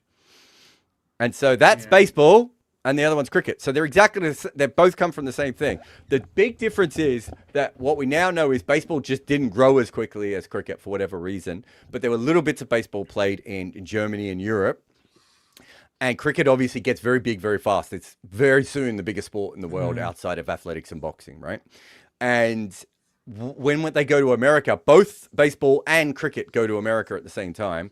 Cricket is way bigger, but during the Civil War, it was very hard for people just to hang around and play cricket games. So even the guys who played cricket started to play baseball because it was easier for them just to have a ball and a bat. So even in America, as baseball's getting big, it is still directly related to cricket at that point.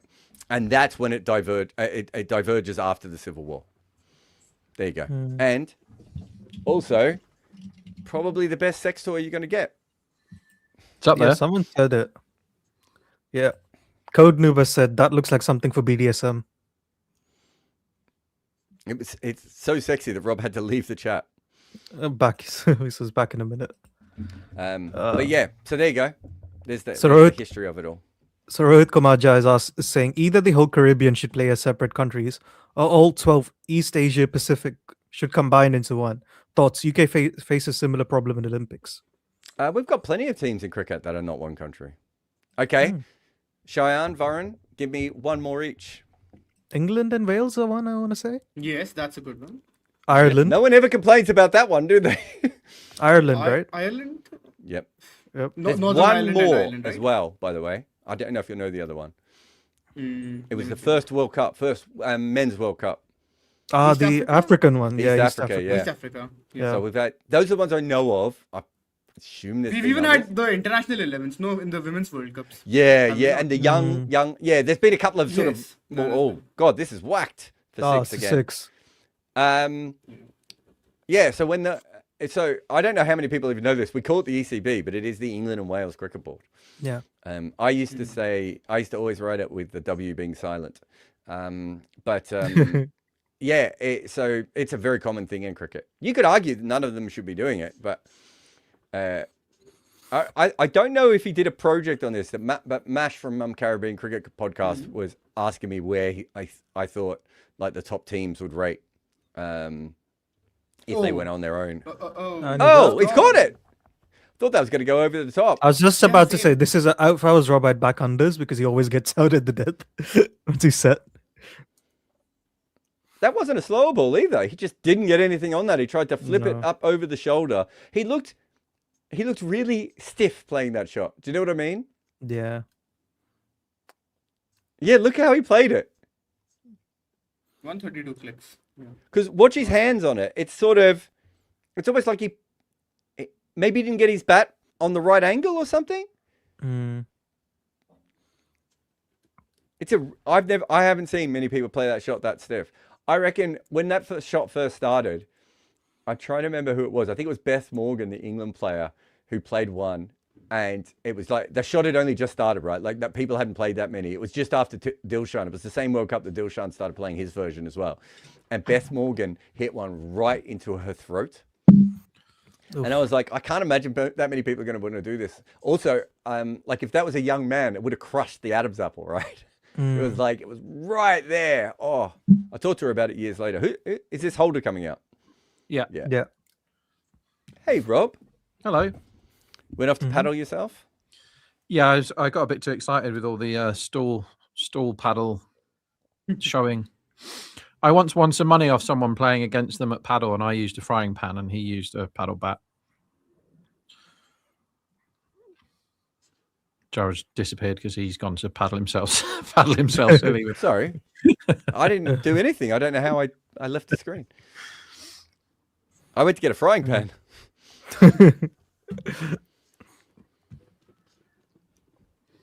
Is a frying pan a good option? It's actually absolutely fine to play paddle with. It's much easier than... So I was miles better than him at paddle. So we had I can't remember what it was, like 100 quid or something, bet on the game. And it didn't close the gap very much at all using a frying pan. You can middle it quite easy, and a paddle bat doesn't have much nuance about it. It's not like tennis where the strings you can do loads of spin and stuff. Yeah. Did you I probably told you this story the other day because we were talking about all the old weird cricket games, but they used to get the professional players to play in games with brooms. Yeah, that's good. Yeah, versus actors and comedians and. So there's a Has gambler. Washi or Gill ever played any of these shots before? Because Washi's just got hit in the armpit trying to play one, and Gill just played the stiffest looking scoop I've ever seen. Yeah, all Washi did was turn a 100% definite wide into a dot there by using the back of his bat to get it into his armpit. That's nearly impossible to do that. If you said, right, I will give you unlimited wealth for you and all your future generations of your family if you do that again, he could try for the rest of his life. He'd never be able to do that. That's impossible.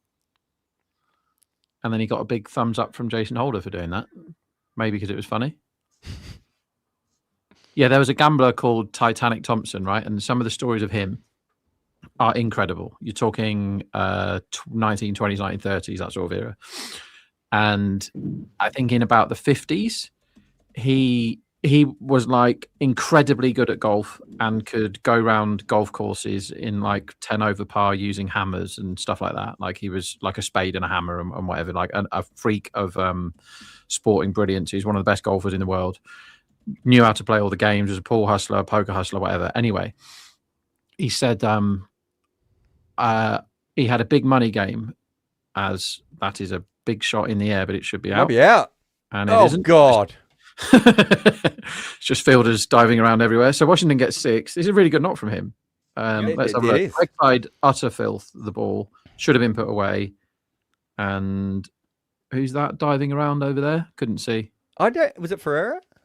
Don't think so. He's wearing a gold chain, whoever it is. I'm not sure what the ultimate idea of that fielding was. I think he was trying to palm it back in. But I think it's Jadeja, isn't it? Yeah, it might be. I couldn't tell. Anyway, he had a big money game, and the whole of the town were on the other guy of table tennis, and he was playing the world table tennis champion. This guy, Titanic Thompson. And he said, the only rule is I pick the bats, right? And the world table tennis champion countered with, as long as they're the same bat, that's fine, right? You can't turn up with the best bat ever and give me the worst bat ever. So no, we'll both use the same bats. So, right, okay, how much you want to play for? And they played for absolute fortunes. And Dasan Shanaka, by the way. Oh, was it? Forgot he was playing. And then he turns up, Titanic Thompson, lots of people at it's like in a stadium type thing. Lots of people there. Walks up to the Coke machine, gets 2 glass bottles of Coke out of the Coke machine, pours the contents on the floor, hands one of them to the world table tennis champion and said, right, let's play. So they played for all the money with a glass bottle each. Holder gets a boundary away. Deshpande's not having a great day either. No. 200 up with 3 overs to go, pretty much. So they pulled this right back, having buggered about for 4 or 5 overs after the power play. And he stuffed him, yeah.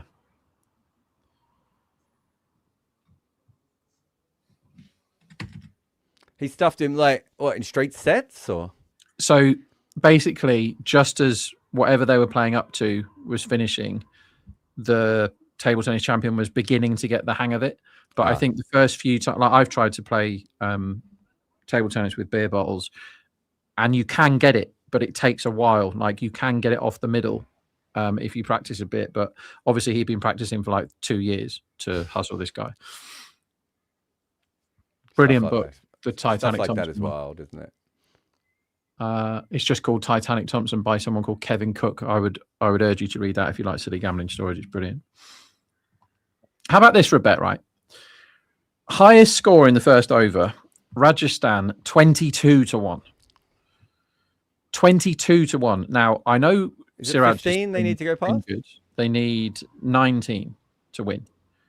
Okay. And they have got more than 20 twice this season already. Yeah, it's not 22-1, is it? 9-1, isn't it? Yeah, that's that kind of region, I think. Like, it's one of those where I'm going to back it. Well, I have backed it. And I know I'm going to lose, but it's good value. Like, they got 22 against Mumbai. They got 25 against Sunrisers, 18 against Chennai. It's not 22s, is it? If the kid gets on strike early, like Jaiswal hit the first ball for 6 2 games ago. But Siraj has been pretty good the last few games. I think he's having one of the best IPLs I've seen him have. I think just very quietly under the radar. He's not going for any runs, is he? Yeah. He's been very good defensively in wide ball cricket for a while now. Like somehow he's bowling dry and it's not taking as many wickets as he once used to. But the economies have, he's doing really well with that, the defensive stuff. Just hitting a length consistently over and over again. And it's the partnership with Rabada that really clicks, no? Because Rabada's the wicket taker early on and Siraj is the one that's creating all the pressure. And Rabada never used to get wickets in the power play, did he? Even when he was getting loads of wickets, he never got them in the power play. And now not many in the IPL, yeah. They're basically giving them 3 each, aren't they? These days. They get half the power play each. And it's very Shubman Gill, isn't it? Come up with a plan and just spam it till it doesn't work, right? And I don't mean that in a bad way. Because Siraj bowls dry and then they go after Rabada and get out. Yeah. That's what's been happening. Yeah. The block from Jason Holder, which I do not approve of against Deshpande with 2.5 overs left. Crickinfo's win predictor has this as an 80% chance for Gujarat to win. Rob, any thoughts on that? I will lay them any of their predictor numbers whenever they want. You put a bet on Rajasthan early. Did you get off of that? No, I bet on Gujarat. Did you? Gujarat, sorry. I bet on Gujarat when they were like 25 for none and it was evens. So I've held. I haven't done anything with it. Oh, Holder's just got stuck here, hasn't he? Mm. He's had a bad day, Deshpande, but it's not about over. This is 6 or out, isn't it? Everybody. Sicket. Everyone, get on your sicket. Who bowls 19 here? Do you go Bridges again after he just got pumped, or do you go Jofra? Probably not still Ferreira. Jofra, right? I don't think so. You go Jofra because if Jofra gets wickets, Bridges can bowl to a new batter again. Yeah, Tawatia. 4 or 5 Tawatia in the last over. He's got that in the hole as Holder. Oh, he only gets 1. That's a very win. lazy. That. Oh. Very lazy running because you want Washington on strike here, don't you? I think that might have been Washington's fault. He didn't seem to be pushing for the 2 that strong. They're both not both interested standing, in 2. And 2 is a much better result than 1. Not just because of the run, but you would much rather have Washington the way he's been going.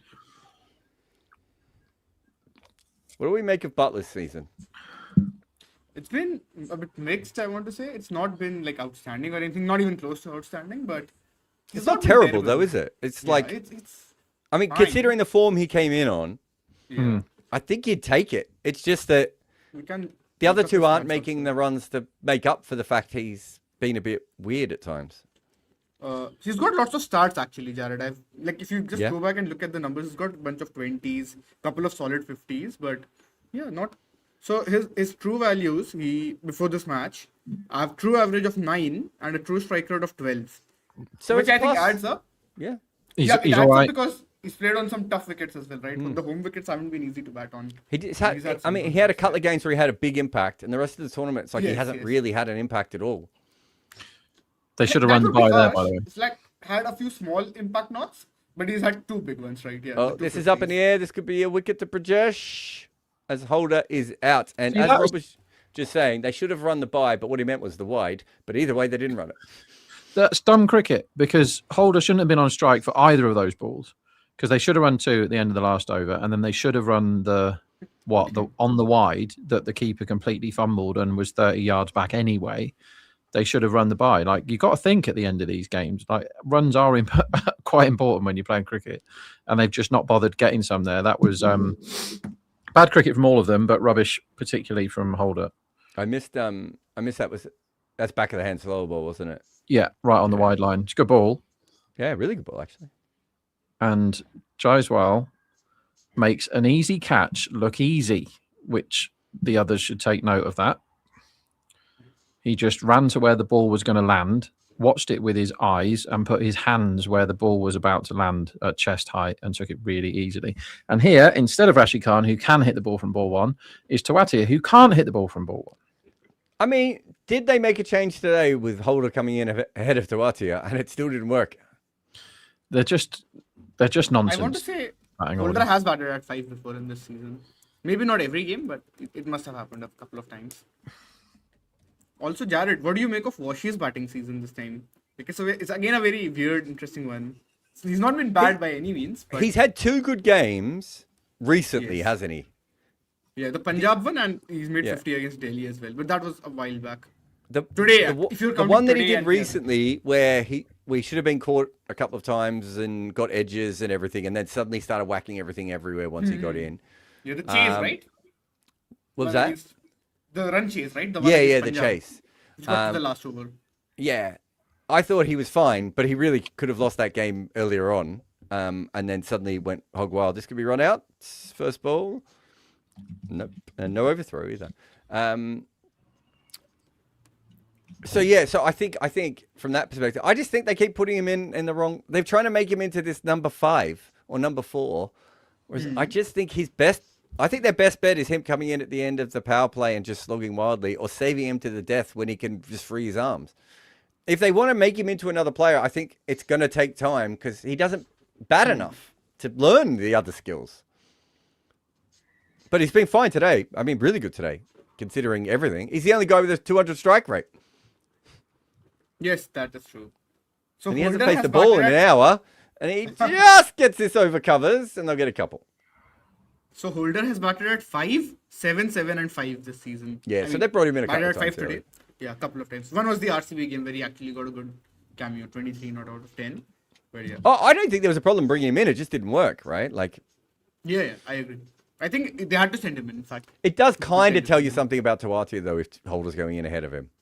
Like what role does Tawati even play in this team then? Somebody that always does a negative innings, and Rob, then you've once never every mentioned that 5 before. years he does an amazing one.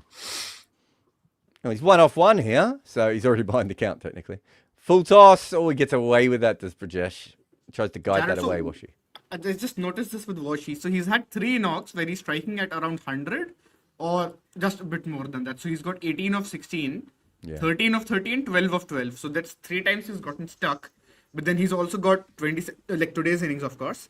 Then he's got 40 not out of 23, 55 of 32, 21 not out of 13, 19 not out of 12, 26 of 17. So he's got like a variety of types of scores this season. He's back in going the at crease around here, and he gets a good Yorker from Brajesh, and he can't dig it out. Yeah. No run. Good 2 overs here. They pulled this back.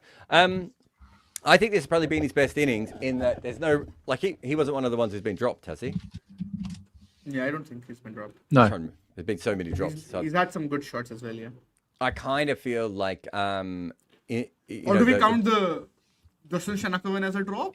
Or no? Or yeah, I forgot about that is one. Yeah. I don't think you catch that though, Rob. I think your best chance is just stopping it from 4. I think that's what he was trying to do. Have they gone ... at the end of this over? Yes, they have. Goodness me. Oof. Yeah. Well done to Brajesh, pulling that back nicely there. Yeah, I just feel like today he just came in and he understood his assignment and hit the ball really well from the start. I think many other times he just doesn't seem to understand the assignment. Hilariously, now he's getting completely stuck though. Oh yes. Now yeah, it's causing last three huge balls. problems for them. So he might work his way back. This could be something we might need to look at for the second innings. Maybe the air's gone out of the ball a little bit here, guys. Could be one of them. Because that bounced very odd, that back of the hand slower ball. Yeah. But he should have hit the full toss, shouldn't he? Yeah. I don't mind the shot he tried to play off the full toss. You just have to make contact though, don't you? Yeah, and that's I think his innings stalling as it has there. A lot of that is down to them not managing the strike properly. But here's But then, Tuatia. to be fair, he did have 3 balls in a row and he didn't do anything. Guys, this is a wide first ball. Jofra Archer doesn't look like Jofra Archer here. That is a rub down, isn't it? Not giving him his last over. I mean, he's had an awful day, Jofra, but he is still Jofra Archer, and you have to assume he's due fewer runs in the last over than Deshpande is. They've done this a lot though with Nandre Berger this year as well, haven't they? He often doesn't get the 4th over someone a bit more random. Anyway, Sense. wide full toss from Tuati. Might have got this. Yes, he's got that Wow. away. Bad No ball, field. but well clipped for 6. No fielders anywhere. It's not a good start. Deshpande, they just got back into the game, and I mean, that is a ball that What percentage of cricketers get a boundary from that ball? What's that ball worth when it gets to the bat? 3.85? More than 4? Full toss on middle stump, about halfway up. Abel says, people are watching IPL online, end of TV rights. I think streaming rights are almost the same amount now, aren't they? If I'm not mistaken, between the two. There is some stat that came out today, no? That the TV viewership has dropped by 26%. Yeah, For the but I think this rights package, the money had already kind of shown that everyone thought that was going to happen. So as this one's up, and he's got another one. Tawati's on fire. Rob eating his words. 12 off 2 here. Like I always say. Taser says Bermuda is also not a country. Robbie remembers. Isn't it a country? No, it's the Dwayne Leverlock joke. I know, but is it not a country? I'm assuming it's an island. No, it's a country. It's not part of the West Indies, though, is it? Not like obviously geographically, it's a long way away. Yeah, but it's not included. It's not an independent country, apparently. Andy says Ashwin's theory: once it stops swinging, every T20 bowler has to bowl defensively. Wicket taking is a consequence of bowling dry. Have teams caught on? I've been the whole time I've worked in cricket, new ball or old ball. I've never heard bowlers talk about it bowling attacking. They always talk about bowling defensive. It's very rare that a team will attack. It's usually just when the pitch is doing something weird. So I think that's always been the case, from what I know. Ribu says, wild guess, but any chance is still ball the game played in the Russell Brown Jonah Hill movie, Get Him to the Greek? Still ball is still played today. I've never seen Get Him to the Greek. Isn't Get Him to the Greek like about 9 different actors who have all been cancelled for various things? Isn't like Puff Daddy in it? Yep. Shot. What a shot by Washington here. He launches this over covers for 6. Oh, Deshpande. We've worked his way back in. What was his last over, guys? It's 7, hard 8? to see that 8, yeah. the decision not to bowl Jofra in the last over was a good one when this is 20 off the over so far with 2 balls left. Yeah, so I've never seen Get Him to the Greek. I would never watch anything with Russell Brand in for any reason, so I have also not seen the film. That's a ball. He's reviewing that for wide. Yeah. Of course he is. Mandatory wide review. I also feel like it's a wide, maybe. I don't. I think that's gone okay, through. No, it's gone through his legs. Yeah, it's gone through his legs. It's missed Just leg had a second stump look. by about half an inch. Oh, I'm just looking at Get Him to the Greek. It looks like Get Him to the Greek is just like a parody of cricket with cheese rolling mixed in. Might be Now, cheese rolling is a proper sport. Yeah, that might be the best sport.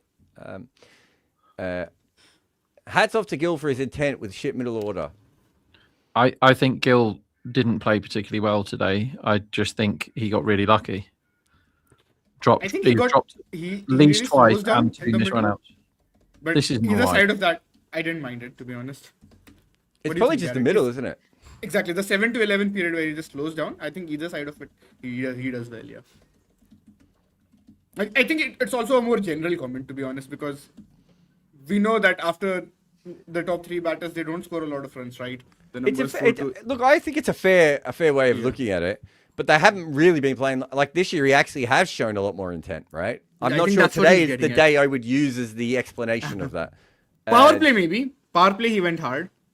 After that, yeah. Did that hit him?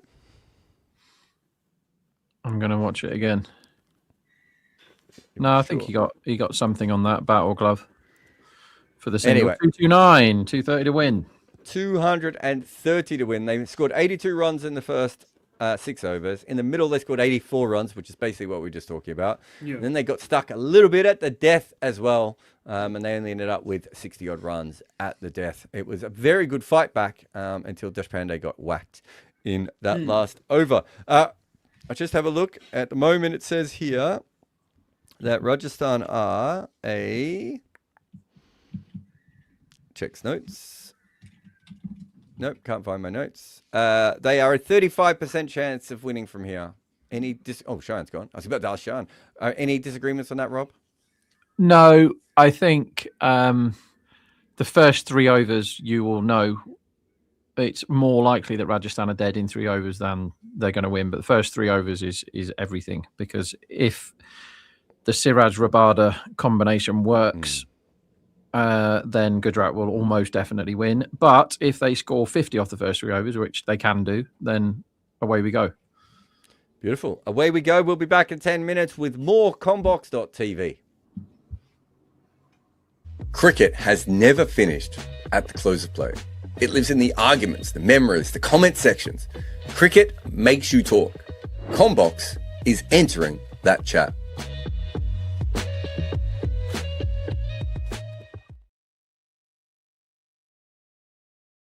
Backpacking across Western Europe. I was just outside Barcelona, hiking in the foothills of Mount Tibidabo.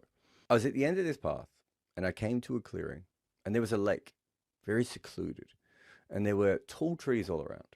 It was dead silent, gorgeous. And then across the lake, I saw a beautiful woman bathing herself, but also crying. No. Actually, none of that's right. I was backpacking across the US and England on the way to South Africa for the 2003 World Cup. There was crying, but it was my own and separate to this story. When in grey-skied London, I found myself in Shepherd's Bush, a place that had no sheep or greenery, but lots of pubs. In one of them, weirdly named after a US comedian, I watched a game between Australia and England. With the Aussies as World Cup favourites, it was supposed to be an easy win. And it started that way when Australia's backup seamer, Andy Bickle, took 7 for 20, and England folded to 204 all out. But incredibly, Australia also fell apart. Soon they were 135 for 8, needing 70 from 74. That is when Andy Bickle was needed again, and he joined Michael Bevan. And while the calculation didn't make sense, Australia had their own calculator. In those days, we called him a finisher, but it turns out he was more than that. This video is brought to you by our supporters on Patreon. If you want to be part of the community that makes content like this, head over now. Earlier this year in the IPL, Chennai Super Kings batted first.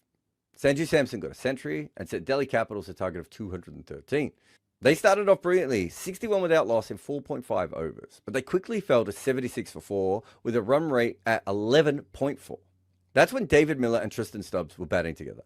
Of those batting between 5 and 7 in the IPL, these two gentlemen have the second and third highest true averages of 27 and 21, respectively. They just don't get out in the IPL. Virat Kohli and KL Rahul as openers have a true average of 16 and 20. So two guys batting in the middle order, who are known as big hitters, have higher true averages than two of the best run accumulators in IPL history. The other batters that pop here are JP Duminy, MS Dhoni and Tilak Varma. Those three, along with Miller and Stubbs, have a true average of more than 20. However, out of the 5, only Duminy and Miller have a positive true strike rate.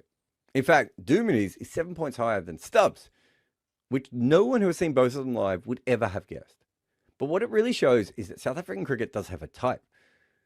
And while that never really had a name before, of recent times, we have started finding a lot of these high-scoring, neutral strike rate guys who bat in the middle order. And we call them finishing anchors. When Delhi were in their chase, Miller was 12 and Stubbs was 11. Both had faced 10 deliveries. Throughout the season, it feels like these two always end up roughly at the same point, hugging a run-a-ball strike rate after scoring double figures. They do it so consistently that we feel like we could simulate that part of their innings. But this is making their chase harder. In baseball, they call this getting behind the count. By implementing this strategy, they are setting themselves up. Everything they do in the latter half of the game has to be almost perfect in order to dig themselves out of this hole. And the worst case scenario is doing this and then being dismissed shortly after. That is what happens when Miller is out for 17 from 14. When Stubbs walked in, he needed to go to a strike rate of 190 for Delhi to chase this. But after the start, Stubbs needed a strike rate of 238 to win the game. The good news is that since 2024, Stubbs strikes at 235 at the death. This was, as the cricketers say, in his wheelhouse. However, his middle over strike rate from 2024 in the IPL was 127. So in the match against Chennai, he had to better his record by a good 65 points to match that rate. At the end of the 16th over, Stubbs was 37 from 26, a strike rate of 142, which is still nearly 20 better than what he goes at normally. But even an algorithmic player like Stubbs can't do it every time. And on that day, he couldn't take it to his normal fifth gear. Delhi were bowled out for 189. Stubbs is 60 off 38, meant that his impact for that game was plus 14. The next best Delhi batter was Ashutosh with an impact of plus 3. So this was, on the face of it, a great solo effort. It was also a losing one. From 1999, Michael Bevan had a true average of 22 and a true strike rate of -7. Till 2004, he had a better true average than Jacques Kallis, Sachin Tendulkar, and Mark Waugh. And in the first innings, it was plus 13, and that jumped to 37 for the chase. Yet his true strike rates were a slight negative in both. If we look at Stubbs' entire IPL career, he has a true average of 34 and a true strike rate of 5 in the first innings. But when he's chasing, his true average rises to 43, but the striking drops to -3. Now, in successful chases, Stubbs averages 114 in the IPL with a strike rate of 136. But when they lose, it's 28 and 168. The ratio is 9 wins against 12 losses in chases. So he's been on the wrong end of chases far more than he's won them. And those have often been when he's smashing them, suggesting they were further behind. From 1999 to 2004, Bevan averaged 74 at a strike rate of 64 in 29 successful chases. Australia had a cheat code, but they were so good they didn't even have to use him, as they only needed him to bat in 29 of their 51 successful chases. However, Bevan was also in 20 losses chasing, where he averaged 40 at a strike rate of 70. Incredibly, he was not out 20 times in chases, 5 of those when Australia lost. Twice he was the last man standing. And the other 15 times, he guided them home for a win. They didn't always need him, but when they needed him, they really needed him. And there is no doubt these two players are similar, even if aesthetically it's not always easy to spot. And David Miller fits in with them as well. These are all finishing anchors. When coming in batting spots 5 to 7, Miller's first 10 balls has a negative strike rate of 23. And that sounds horrible, but Stubbs is almost twice as bad. This is part of their plan, as it was for Bevan. They are intentionally starting slow in order to set up the rest of their knock, in the belief that they can overcome that start when set. And we know this is not by accident, as in Stubbs' case, it is almost algorithmic. He is prudent and conservative at the start, then when ready, he just violently flips a switch to whack all the balls for 6. He goes from a negative 35 strike rate in the middle overs to plus 61 at the death. Tristan Stubbs adds almost 1 full run of value per ball just by batting at the end of the innings. Put it this way, MS Dhoni had a true strike rate of minus 23 in the middle overs and then plus 35 at the death. So that's half a run difference. So Tristan Stubbs makes the greatest finishing anchor in IPL history look like a normal player. He is more extreme in both phases. He starts slower than Dhoni and finishes quicker. So Stubbs has the potential to be the next step in the evolution. A finishing anchor for the impact sub era. But a player like this also needs the right support cast. Versus England in that 03 World Cup, the Aussies fell to 48 for 4 in an instant. That's when Bevan walked in. He needed to go at a strike rate of 64, which coincidentally is the exact speed he usually scored in the middle overs. However, in this game, he was 38 off 90, and Australia were 135 for 8 in 37.4 overs. That is quite the gamble. He almost entirely stopped his scoring. The human calculator became an abacus. But as players like Dhoni would also do, it meant that the man at the other end had to do incredible work as well. Bevan ensured that Bickle, the Australian number 10, needed to go at roughly a run a ball to win the game. And Bevan did this in part because he knew Bickle was more than a normal tail ender. It's the sort of thing Andy Bickle can do.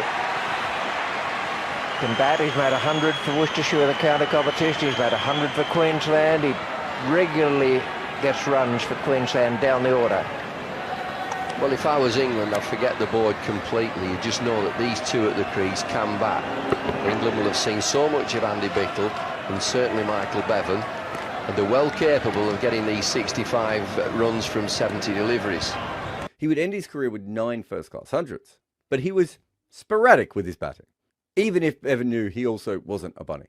So from the 38th over to the 47th, the run rate remained between 5.3 and 5.8. There was no urgency to finish, no massive spikes. And Bevan's main skill, like Dhoni after him, was taking the emotion out of the game. For anyone else, leading 14 in the last 2 overs at 8 wickets down is tense. But cricket was an algebraic formula to Bevan. It was in fact Bickle who hit 2 boundaries, only his 3rd and 4th for the knock, before Bevan finished the game with 1 of his own. It was a 2-wicket chase, and yet somehow still planned to perfection. Bevan smoothed over the chaos, Bickle provided the added muscle. If you take that Bevan model, Dhoni was a combination of brains and brawn. And Stubbs just brings another level of explosive hitting. Again, it's the same role, tweaked for each format and era. There's no doubt many times Bevan took games too late. The method of letting your partner score and taking the game as deep as you can often went wrong. But this style also allowed him to pull off miracles that just aren't possible for normal players. His ability to turn off his natural instincts and just have the presence of mind to stay there is beyond the numbers. And in isolation, his strike rate is nearly 20 less than the other Aussie batters. But he made over a third of their runs. Damian Martin and Andrew Simons were both dismissed for a duck. Darren Lehman made half the runs, but at a similar rate. Bevan's impact for the game was plus 66, triple that of Lehman. Like Bevan, Stubbs had to chase in what he felt was his zone. The issue, however, is that there is a big difference at going at 5.5 and over in the last 10 for an ODI, and 14 and over at the death in T20s. It's one thing for Bevan to expect Bickle to go to run a ball. It's another to expect a number 8 to go well over 2 runs a ball, especially Kuldeep Yadav, whose greatest strength is never getting out in a test match. So it was a decent effort by Stubbs, but far from perfection. Finishing anchors still work in modern cricket, but they need to be paired with faster scorers. Someone needs to be hitting 4s and 6s while they keep things in control. They give you volume, low variability in a highly volatile format, but they're also very set in their ways. It's fine to be 15 off 15 when you come in at 20 for 3 chasing 160, but not when it's 230. And Bevan had a true strike rate of -6, but Adam Gilchrist, Ricky Ponte, Lehman, Simons all had true strike rates over 5. Australia could afford a Bevan because they were the greatest ODI team perhaps we've ever seen. He was a luxury and insurance. In Stubbs' case, someone in that Delhi team needs to cancel out his -35 strike rate in the middle for that death overs hitting to get you over the line. Instead, there are 2 finishing anchors. He and Miller play an almost identical archetype. So in the end, Stubbs actually has 1 batter in his team with a true strike rate above 5. He's already a next generation Bevan, but he doesn't have a Simons-like support cast. Tristan Stubbs is a finishing anchor, but sadly for Delhi, he is not the only one. Are you as chronically online as Moses Enriquez? Then thus far, we've got AB, Stain, Jimmy, Steve Smith, and now I feel like this is the point where it's maybe not this pick because I have a guy for this pick who I was confused about with Smudger, but it's about to get a wee bit tricky. Let's see where Cheyenne heads with this pick. Yeah, so I don't think it's going to be tricky in the first place. We still have lots of options and lots of good quality players. But okay, so I won. My first pick was like full good area spirit and a bowler that I've grown up loving. I think now I will go ahead with the player who I have grown up loving the most, and that is Virat Kohli. He can be in our team. We can bat him at 4 or at 5. Who bats at 4? Steve Smith or Virat Kohli? No, see, Smith bats at 4 in an ideal case if we pick another number 3. But I think if we don't go with another number 3, then Smith is better equipped to face the new ball and he can be your number 3 with Kohli 4 and EB 5. I think it depends on the direction we take for the wicketkeeper eventually, which I have left to you guys. I have picked Virat Kohli, and so his numbers, I mean, everybody knows his numbers and everything, right? I think he was, at one point, he was the 3rd fastest to get to 25 test hundreds, and that was only behind Bradman and Sachin Tendulkar, I want to say. And then Steve Smith later on came and I think broke that record. Or his match factor in that decade was 1.53 and at a strike factor of 1.15. So he was not even like a slow batter, right? He was like counter-attacking. Some of his best knocks, if you actually remember, especially from his peak period, he was very counter-attacking. Like you look at Perth, you look at Centurion, you look at even some of the innings that he played back in Australia in 2014-15. So he would actually take on the bowlers and he would start very fast. So I think we love the game, but we love the stories. Fans have stories. Former players have stories. Journalists have stories as well. Combox brings them all together. The game lives on.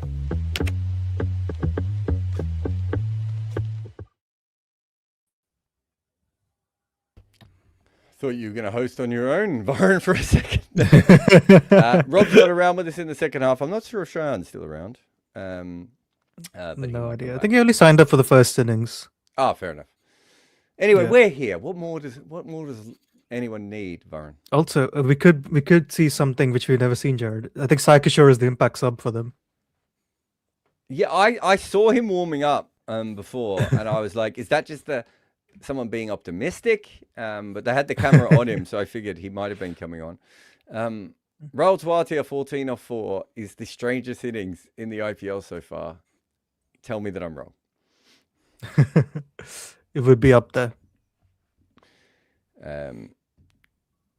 Is there something wrong with this ball? They got a brand new ball, and everyone seems to have had an issue with it to start with. Oh, I think there's a loose thread on the ball.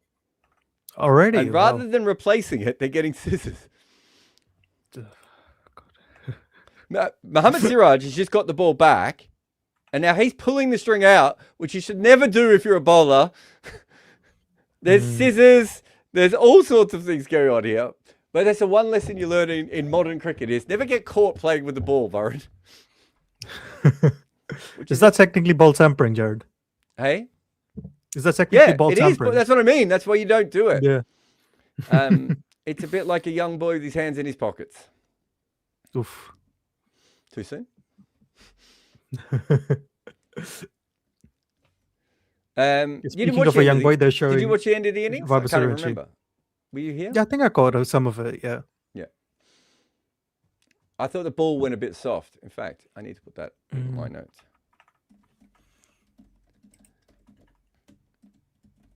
So we're just waiting. Siraj comes in with a ball that works. And this is hit to cover. And they take a single. Yeah, I just think if I'm the bowling team and the umpire's already cut something off the ball and then there's another issue with the ball, I just think I would say, is it okay if we just get one that's not like, this is $1 billion league. These balls cost $120 US each, right? Can we just have another ball that we don't need to use scissors and I need to pull out a thread on? Yeah. So I think Shahan was saying in the first innings too, right? Like Siraj has been very good defensively this season, especially in the power play. Yeah, it feels like every power play is like 3 overs, none for 19 with him.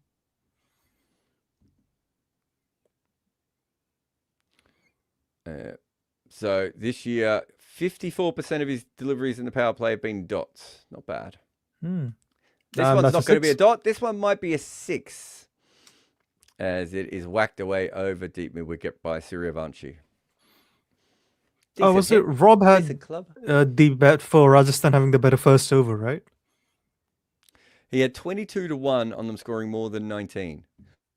Oof. It could happen. Could we see it happen, Jared? Yeah, that was a very cramped pull shot, that one, actually. Yeah. Like, he made beautiful contact off it, but it was maybe slightly closer to him than he thought it was going to be.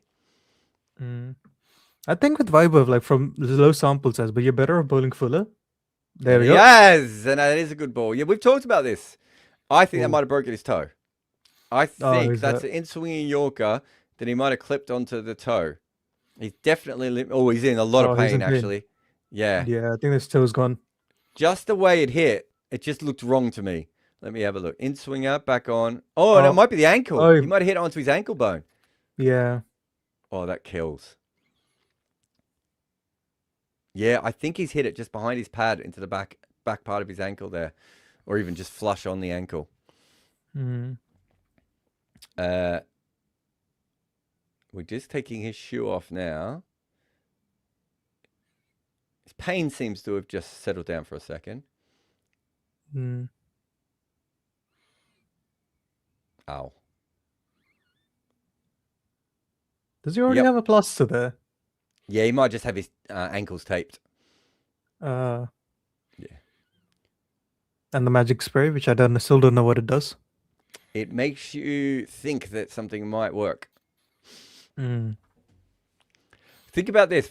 It takes a long time to bring the magic spray out and to shake it and to applicate it. And in that time, you're probably in less pain than you were at the start of being hit. Yeah, his ankles are already taped up quite a bit. Yeah, a lot of people a lot of people have that just normally. Like a lot of players get their ankles taped every game, especially people who roll their ankles a lot. Singer says it numbs the area. I mean, it doesn't numb the area. It very, very lightly like changes how you feel for a millisecond. Numbing the area would be like a needle, an injection. as someone who's had the magic spray used on him, I can tell you, didn't do anything. It's a bit like gas in it. It's like gas in air for a pregnant woman. I'm sure that there is a small impact, but certainly not enough. But again, we see that very full ball causing issues to him. Yeah, I don't know why they're showing his height though. I don't know if the height is a big factor in it. I've not checked that. But On the Kyle Jamieson one. yeah. He looks okay. He doesn't look in terrible pain at the moment. Mhm. But we do have a bit of a delay. He's going to have to put his pad back on. This is where, if you're Rob Barron, betting on a wicket here is a very good thing to do. Mm. Because after a break like that, or a non-break, luckily, in this case, it's hard. Who was the kid the other day? Was it his first game? What was the game where it kept raining and the game took like 14 hours to finish? Was it Thursday night's game? Was it Lucknow? Yeah, it was Lucknow RCB. Yeah, Lucknow wasn't it? RCB game. Who was the guy? Yeah. Who was the Kulkarni? When he I was just like, he had to start and stop twice, and the second time he looked terrible when he came back out. Mm. Here we go. So he's got a strike rate of 30 if you can get the ball full enough to him. This is probably a little bit too short, and that almost was the wicket. He just manages to get that over cover. Yeah, good fielding there. Well, he's hobbling a bit, though, isn't he? He's certainly feeling it. Tam of the Woods says it's a tingly distraction. Yeah, as I said, a bit like gas and air, if you've ever been through someone who's been dealing with pregnancy.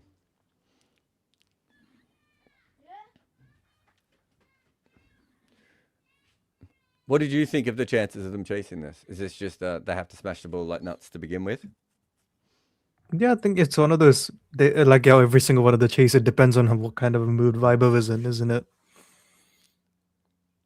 Oh, he's going for a big play and swing a miss. there. And there goes Rob's bet, most likely. Yes. Well, unless suddenly Siraj bowls a Jofra Archer over from here.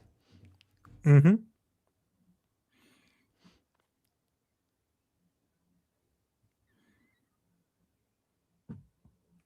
How would you judge Jaiswal's season?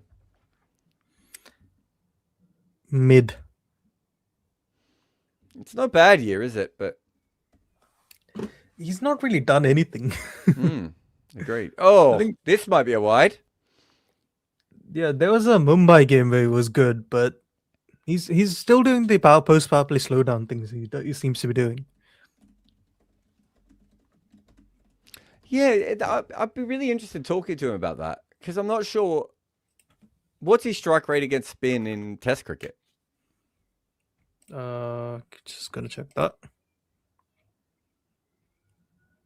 I think even in the IPL for like till a couple of seasons back, it was really good. It just really slows down now.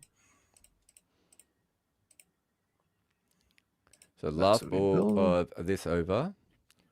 Last one was angled across and wide. This one is short, and they get Test it's 76 yard. 76 versus spin. Yep. Yeah, it's weird. He's kind of just decided amongst himself that he's going to pull himself back. So in T20Is, it's 182. How many T20Is would he have played? I'm gonna say like 20ish. He's not played a lot because he played a lot for a bit, and then since the T20 World Cup, he's just not played anything.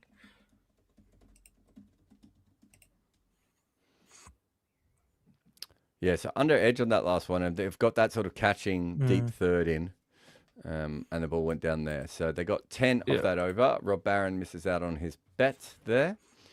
So last season, he had a strike rate of 126 versus spin in the IPL, and this year it's 119. And in 2024, it was 171. We're about to find something out here. We're about to find out if all teams think that you bowl Yorkers to Suryavanshi. Because Rabada wouldn't normally bowl a Yorker on this over, would he? Nope. So it is Rabada's first ball. It's linked. It's up in the air. Might not matter. He might be caught anyway. He's No, not. it's not. Gets it over the top, and he's going to get 2. So he's had 2 of those edges on the offside. It was full, but I don't think he was going for the Yorker. I think that was more. That felt more good lengthy and could be on. Somewhere between that and a slot ball. But either way, Suryavanshi just got away with that. So he's had 3 edges so far. He's 11 off 6.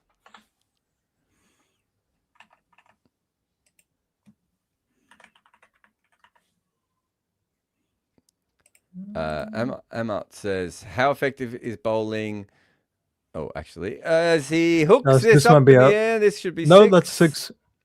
And it goes a long way back. I'm not sure if how much of that was off the middle. It was kind of an up and under, so he might have got it, but it went very high.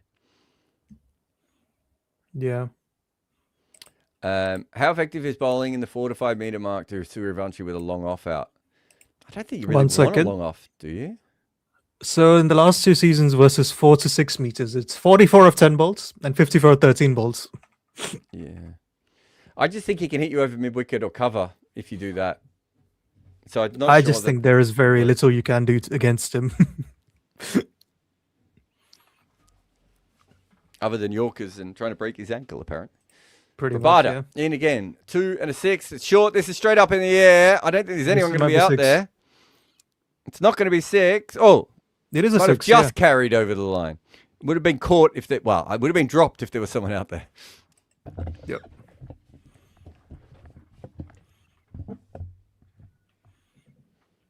Yeah, for some reason I keep hearing people say he doesn't like the short balls, and I every time I look at the results, he's just smashing it. So I'm a bit confused with him. I wonder if it. What about bounces? I think back of the No, I length is mean not bounces. too bad. Yeah. No, I mean bounces. Like I think he's elite versus them. Ah, fair enough. Yeah, what is? I'm just. Oh, that last one carried a bit further than I thought. Actually, it wouldn't have been caught down. Yeah. It wouldn't have been. So dropped this from season down. he's 71 of 22 versus bounces. So they're 25 without loss, without many wides being bowled either. And this one's length ball outside off stump. I think that's a much better option to him. And he plays and misses at that. What we haven't seen is a Yorker. We have not. But like Rabada's very stubborn, isn't he? Like he. Can you bring up that, those maps we were looking at before? Could you bring up that for Rabada? I can do. Do you want this season, his whole IPL career? Which one? Whole IPL in the power play. The whole IPL in the power play? Where is this? Okay. This is a good ball. And to be fair, Suryavanshi just has to keep this out. And it dribbles out on the offside.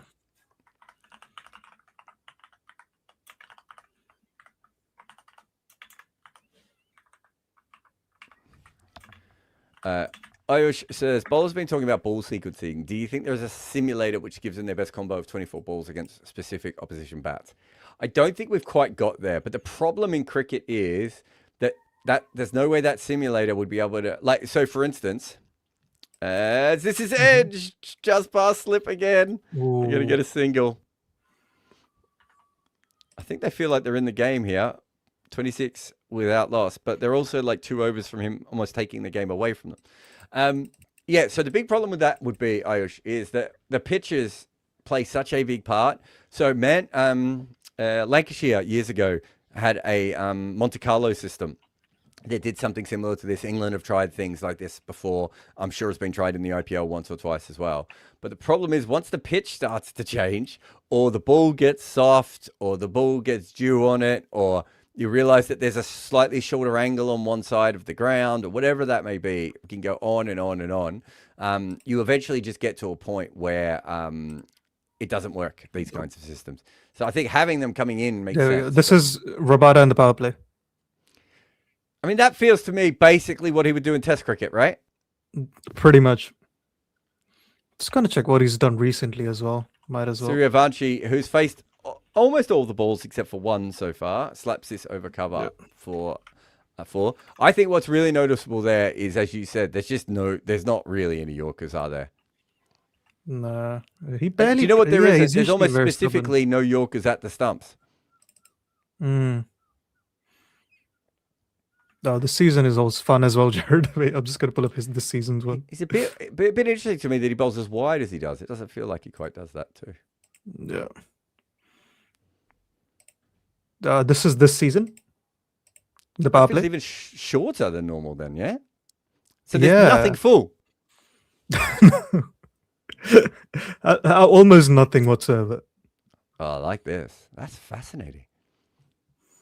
Yeah. I feel like this is going to be a new obsession now, this graph. Yeah, of course. Yeah. There's just a slight delay. So Suryavanshi, 28 of 12. Target is 230, and this is pushed into point, and they don't take a run there. It's impressive Jaiswal has only faced one ball so far. What ball was it? Was it the first ball? I Was don't it the think he's first ball? faced It a might have ball been since the No. first delivery. I could be wrong. It's wild. Yeah, he faced the first delivery. Hit a single.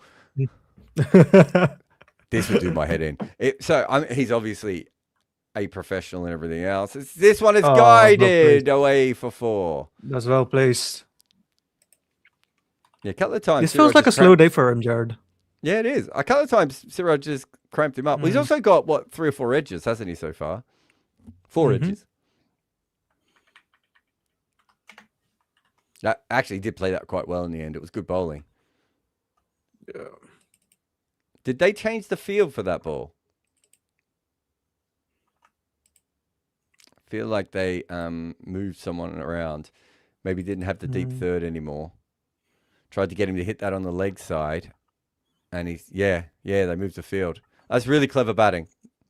Noticing that and doing that straight away. Here's the Yorker. And he's hammered this down the ground for 4. Good shot that. So that long on back, and he still got away with that. It's an incredible shot. That's where he looks like Klusner with a different bat swing. So in the last 11 years, Bumrah has bowled the most Yorkers in the power play. Sorry.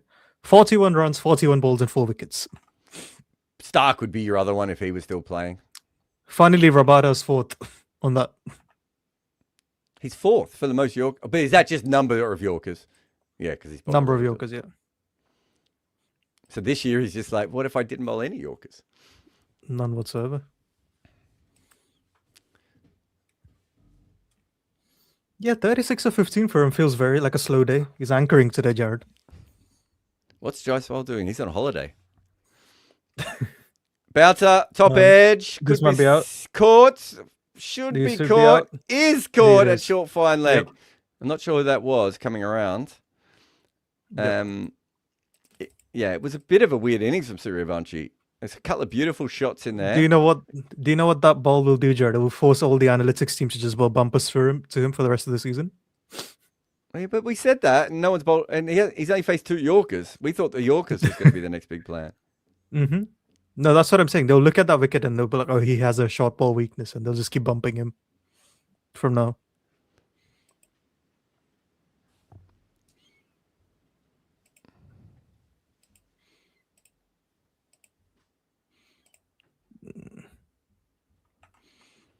That was Arshad Khan at short fine leg.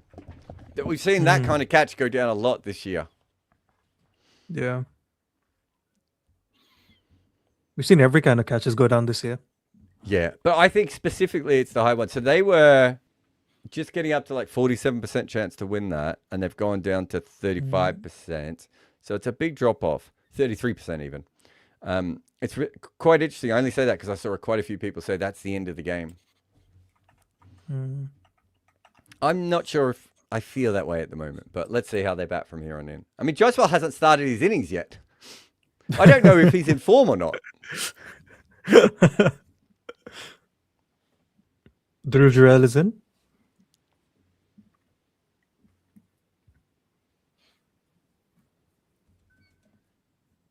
I feel like even Rajasthan, a bit like Gujarat, are very stubborn with their batting orders. Like the Jurel is always coming in at 3, regardless of whether it's in the power play or if it's like the 8th over. Who would you send in at 3 if not for him on a day like today? Or is it just today? No, today, I mean, I would send Jarrell, but I mean, they will also send him in when it's like 100 for 1 and 8 overs. Then I wouldn't send Jarrell. And Saikashua is on the field. Oh my god, he is here. I feel like with how much we've hyped him up, he's going to concede like 16 overs or like take a 5 There's no in between. He would go for all the runs. Yeah. people Also, are top just- ball was 147 from Siraj, the wicket-taking one. Okay. It's good stuff for him. 147 with tax. I find it hard to believe that Mohammad Siraj bowled 147 km/h bouncer. To be fair, that did look very quick, Jared. Yeah, it did. Again, I find it very hard to... If it was a full toss or a Yorker... So this season, if we look at balls in above 10 meters, he's not gotten out to them. So this is the first time that's happened this season. That was shorter than 10, I assume, yeah? Yeah, I can just confirm it once it's comes through. It looked like it was shorter than 10 because it was a proper bumper.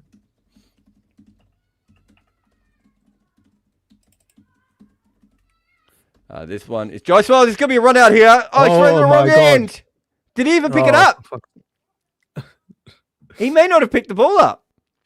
Jesus Christ. They were both in the middle of the pitch. It was pushed into the offside by Jaiswal. He wanted the run. Dhruv was really late. Then Dhruv came down, slept. Then they were both standing next to each other until, well, they were both in the middle of the pitch next to each other, but Dhruv Jarrell slid. And who was that? Didn't get the run out. I didn't catch who it was in the covers. And they just didn't end up throwing the ball at all. And then Jaiswal has just got the ball over mid-wicket on his pull shot straight after, and he'll get a couple here. Yeah. It's good. That was 12 meters, Jared, the wicket ball. 12, yeah. So let's have a look. Yeah, pushed into the offside. Jaiswal takes off, then stops, then takes off, then stops. Dhruv Jarrell's late to take off, then takes off, then stops, falls over. And they're both standing in them. Well, they're both in the middle of the wicket next to each other. And the fielders didn't realize there was a run-out chance and didn't go back to pick the ball up. So it was an original fumble. Who was it who made the fumble? Oh, No, that's this high. could Yeah, this should be out. He is out. Whoever it is made the fumble just took the catch. I reckon it's the same fielder, if I'm not mistaken, who's coming from cover. He's gone for the pull shot there. It's going up in the air and was caught. The game might be done now, though. Without both Jaiswal and Vaibhav, it could be tough for them. So Singer is saying, where's Rob Barron when you need him? Yeah. Yeah, they completely cloth that. 152 kilometers an hour with tax. And that was caught by Sindhu. It's Sindhu who missed the run out. So Hobart Monster is saying Siraj has improved a lot. A breakout season for him. I don't know about a breakout. He's had these years before, Hobart Monster. I can tell you that because I've seen them in the data. He had 1 year where he was just not hit off the square for RCB. Yeah. I think for RCB, he's been quite good, though. Like, I want to say there's 3 or 4 years where his true recon is like 1 or better than 1. So he's been quite good.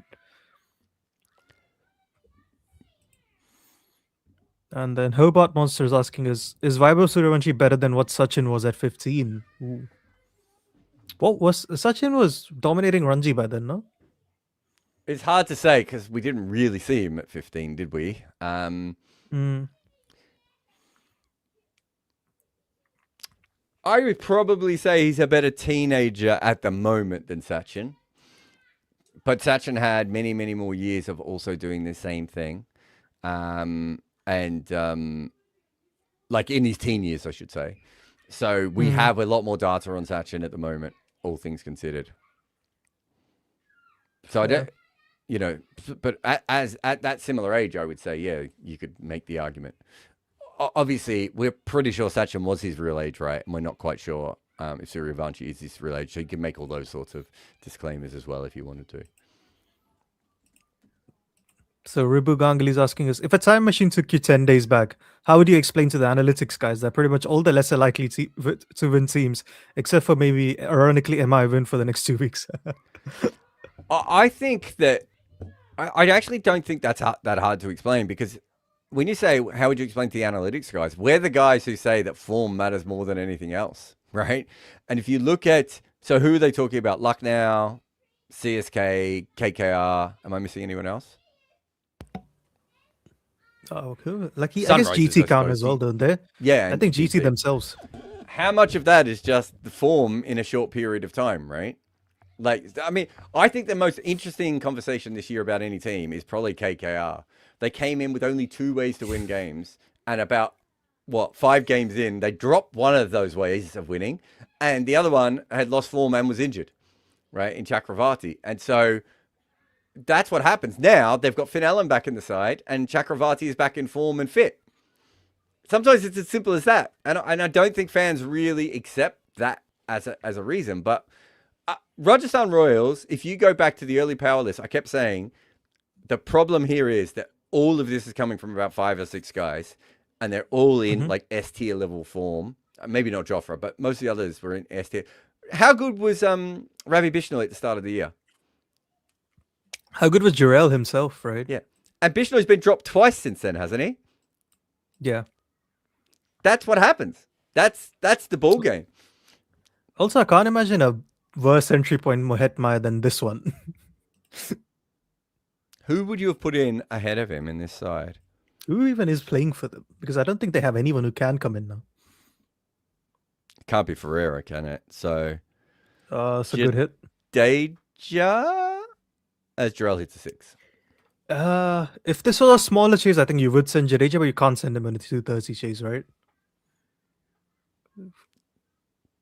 Shubham Dubey? This was the pitch they needed. Luhan de Pretorius again.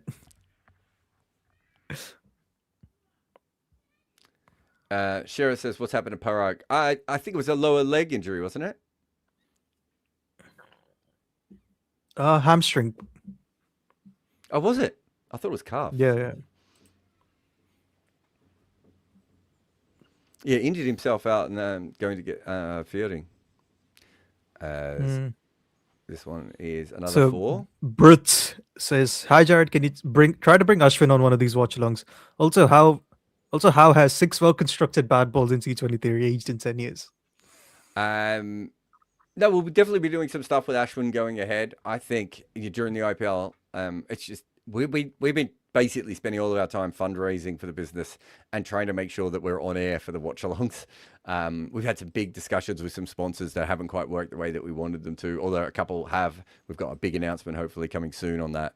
And so, getting people like Ash and AB and Dale and, anyone else, Jamie Alter and these sorts of people, it just hasn't worked the way that we've wanted it to for this season. But we'll certainly do that. And that'd be something I want to talk to Ashwin about. His basic theory makes sense. It's just, I think it was one of those things where people think things like, occasionally you can bowl a full toss and get away with it. And it's like, yeah, you can, but also full tosses still have the highest yield of any delivery. Actually, I don't even know if they do anymore. Code Noob says, Jared, did you make Cheyenne cry in the first innings? No. He was only ever doing the first innings, him and Rob, I think. He's fine. Sorry, why are you in my believe office? Cheyenne did resign. Get out of my office. And that's another 6. I'll make my son cry. Oh, come here. If you're going to come. Quick, come over.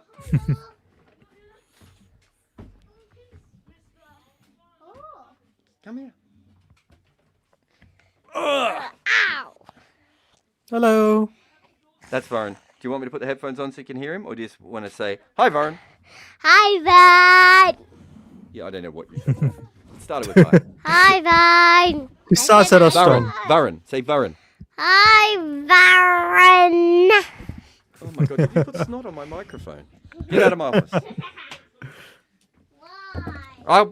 Only I can put snot on my microphone. Jude Jarrell looks incredible here, by the way. Yeah, he's smashing Sudaraj around. Yeah, I don't think Cheyenne or Rob were ever supposed to do the second innings of this one. Although, Yeah, I think Sean resigned because he was so upset with the Jared yelling at him. If So that was the Karthik Bro case, saying, "What's Jared's everyone would have resigned. That's true. What's Jared's take on the least talented IPL team this season? I think everyone decided it was Chennai. What about Lucknow? How does Lucknow fit in? How does Because what they have about what, KKR? Pooran, Pant, Narayan Chakravarti, What's two people? Finn Allen. That's Finn three. Allen. Well, Raghuvanchi's talented. Yeah, it probably is Chennai. It should be Oh, Chennai. what a shot that is again. Oh, Jarrell is just Fucking hell, on he's one in the here. mood. Big over. 22 off it. The ball's coming onto the bat beautifully for him. Yeah, Lucknow have the Prince. They have Mayank. They have Mosin, sorry. Ash says, "Hey Jared, I was wondering what happened to the Kim Apple show. It's just because the IPL has just been the way it's been this year, and me and Robbie have been so busy. So, we have been both working 16 hours a day on Combox and trying to podcast. We've got hopefully a bunch of podcasts due for the end of May. So there's plenty to do. So don't worry about that. And Kim Apple will be back properly at that stage."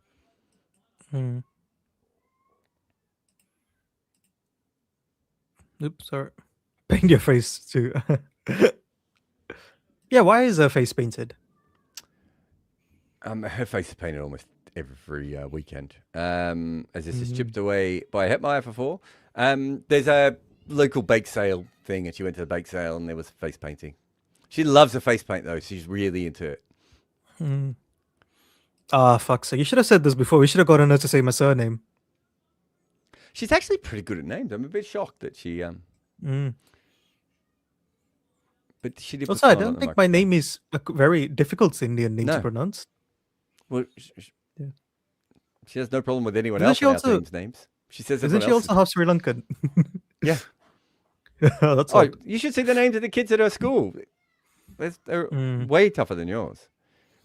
Yeah. Oh, there's almost a run-out chance here. And they're going to get an overthrow. Okay.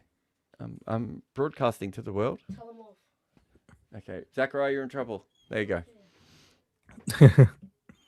Have we put the theoretical limit video out yet? It has gone out, right? The main one? Yeah. I'm It went out Thursday, where we right? are. Oh, okay, cool. Thank you, Vibo. I didn't know it was out. That's why. Because did we do a podcast on it or not? I can't even remember. We did the podcast for the first Apocalypse. Oh, okay. Yeah, thank you. For those who haven't seen it, I think it's a fascinating one. It comes from a conversation I had with Freddie Wild like over a decade ago now about free hits, and I've never really managed the piece before, but I have a go at it. 25% of the innings in this IPL are 216 or equivalent of 180 strike rate in 120 balls. In the next 2 to 3 years, how much can this go up by? So we didn't put this in the piece, and we do have 2 more articles on this.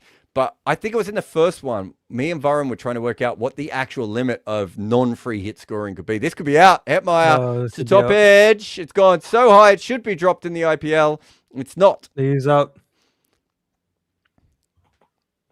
Went for the big hoik across the line, got the top edge, and it just went very, very high, and mid-on came around to pick that up.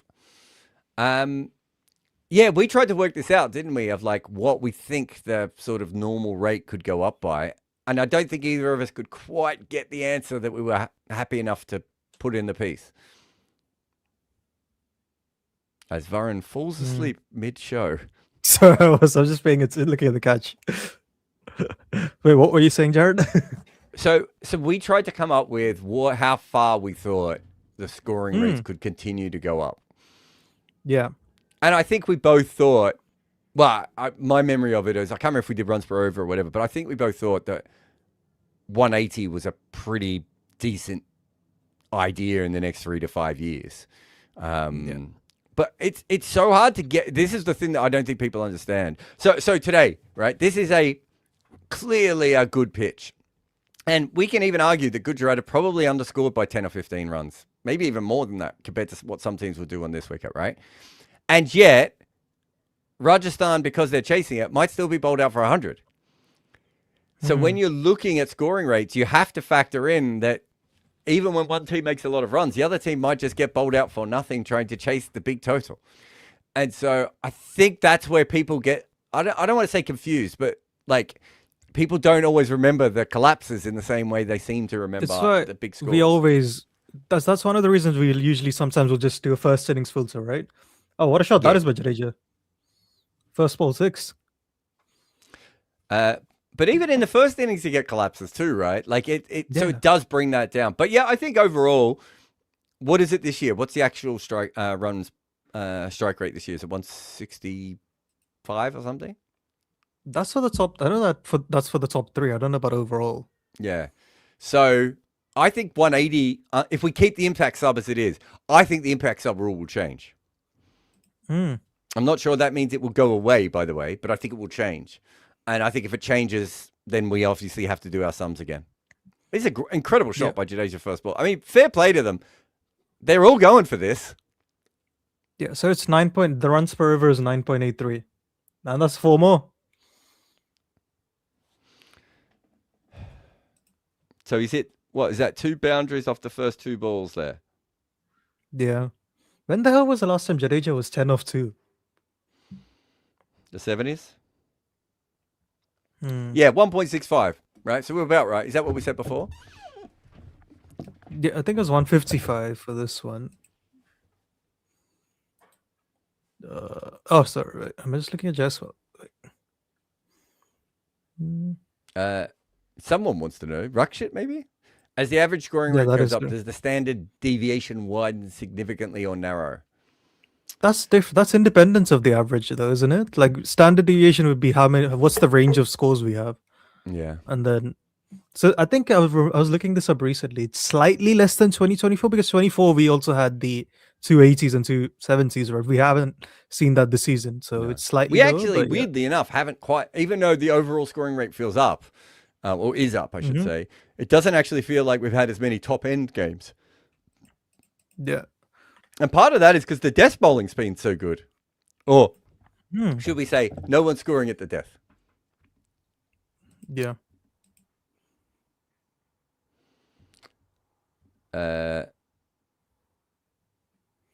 Crick Thing says, I'm part of the Patreon community. Can I access the beta version of the True Stats app? So we've given it out before, and it crashes every time we do. So we're not giving it out at the moment, but we are working on a proper app, and anyone in the Patreon community or who has signed up to combox.tv will get access to that. Just for testing, if nothing else. Indeed. No, that's done. And Hobart Monster says, better bowling duo, KG or Siraj or Booby and Hoff? I'd go Booby and Hoff. Booby and Hoff. I don't know if they are better duo this season, but I think on potential I'd go Booby Hoff. I think the other two run hot and cold more. Boovy's first season, not really not going to go for any runs, is he?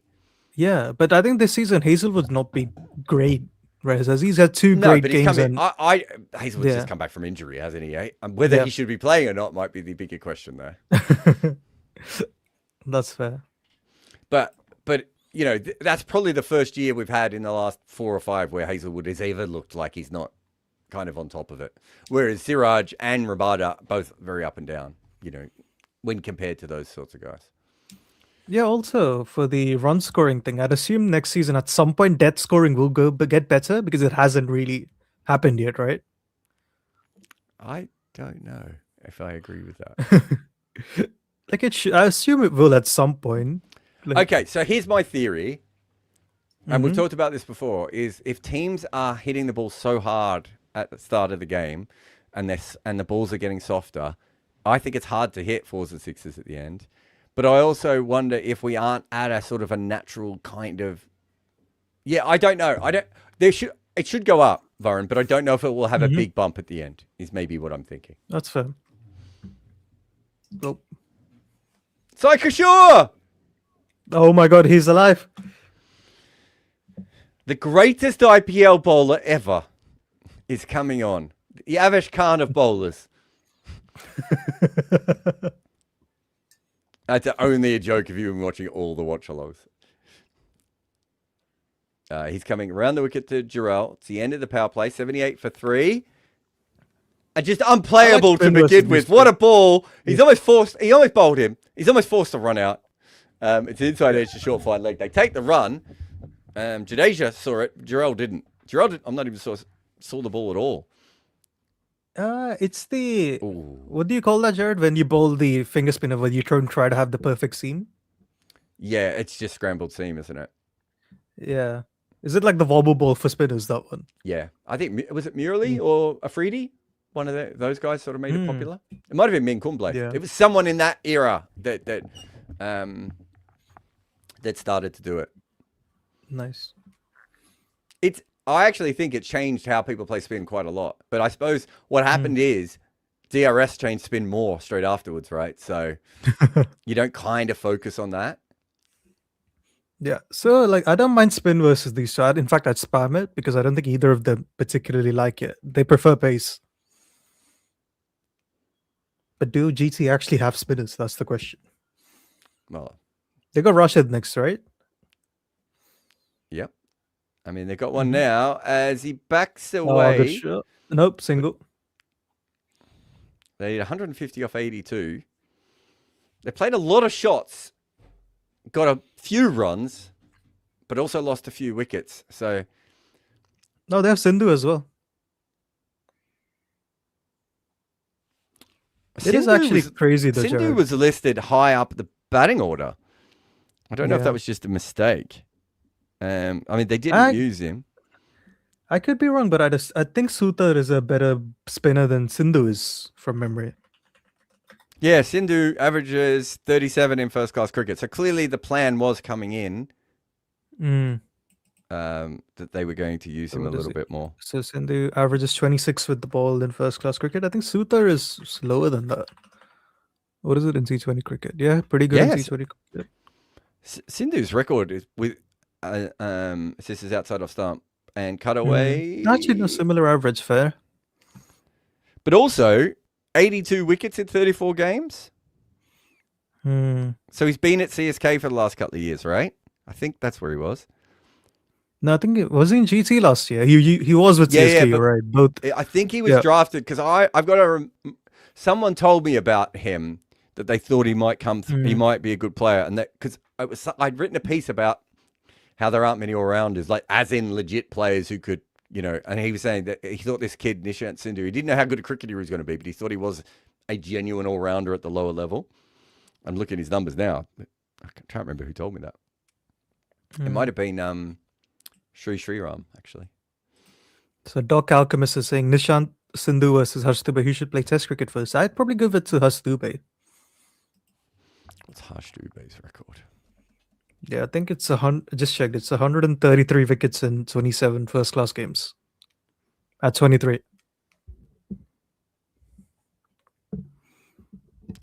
Well, if you're Gambia, you play Sindhu first. No, of course. Yeah, of course. I think Tanush Kotian is very Harsh Gambhir Dubey hasn't even made a first-class 100 yet. What are you even talking about? No, I think Tanush Kotian is Gambhir coded as well. So Tanush Kotian, he's taken 131 wickets in 44 first-class games, average of 27, batting average of 42.5, Jared. And he's an off-spinner.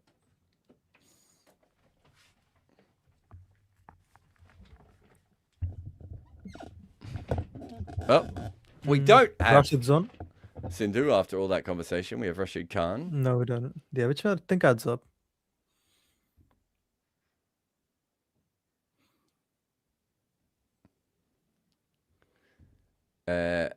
Amarty says, Jared, did you ever watch Taskmaster when Andy Zoltzman was on it? And if you did watch it, did you continue watching Taskmaster? I watched it before Andy Zoltzman was on it. So much so that, because my kids know Andy, and they were like, and like I know, this is good ball. First delivery. Just beats maybe a slight inside edge onto the pad. And they have half a shout, but a beautiful delivery from Rashid Khan. Yeah, my kids love that show and were absolutely obsessed with it. And I knew quite a few people who'd been on that show over the years as well. And but my kids didn't know any of those people. The only person they knew who might be on the show was Andy, right? And every year Taskmaster would come up and Andy would not be on it. And my kids were getting more and more frustrated. And eventually I messaged Andy and I said, I'm not being a dick, but like, surely you're going to be on Taskmaster, aren't you? And even he said, he was like, yeah, I don't know why I haven't been on it yet. And then I reckon within about a week of me sending that message, he sent me a message back going, don't tell anyone, but yes, I'm going to be on Taskmaster now. Yeah, so we're a bit far behind. I reckon Andy, we would have watched maybe... Oh, he's bowled him! The wrong he's bowled him, yeah. Jarrell gives himself room, tries to cut this, hits the top of off stump, and he's bowled. Are Rajasthan the new Punjab? In what way? They're kind of the whack house clown batting team, aren't they? No, I don't think they're Vakhouse enough. If you take Rian Parag out of this side, I do think they're quite whack house. I think Rian Parag makes it more Vakhouse, though. He's kind of an anchor, though, isn't he? Who occasionally goes on slogging sprees. I see. That's the next thing that you need to work out, and we need to work out some sort of metrics for this, because I do think there are guys who just go, "I'm going to take 10 balls on and then have 5 balls off, 10 balls on, 5 balls off," right? Like over this block, 6, 6, 6, 6, 6. I don't even know how we work that sort of stuff out, but there are guys who like do streaks, have... I assume, right? Yeah, that's kind of what I mean, because that's very different to say Rishabh Pant, who's like block 4. Very different to Suryavanshi, who's just swing. Yeah. I mean, you could probably look at rolling strike rate in an innings. I'd imagine that's one. Like clusters. Momentum says, thanks for spoiling Taskmaster. The Andy episode was years ago, guys. Like 2 or 3 years ago, I think. I haven't ruined anything. I didn't ruin it at the time. He might be coming back on it. I'm not sure. I haven't chatted to him in a bit. If we get the funding for Combox, Andy will be back. We'll have a podcast. Oh, that's a shit ball to start with.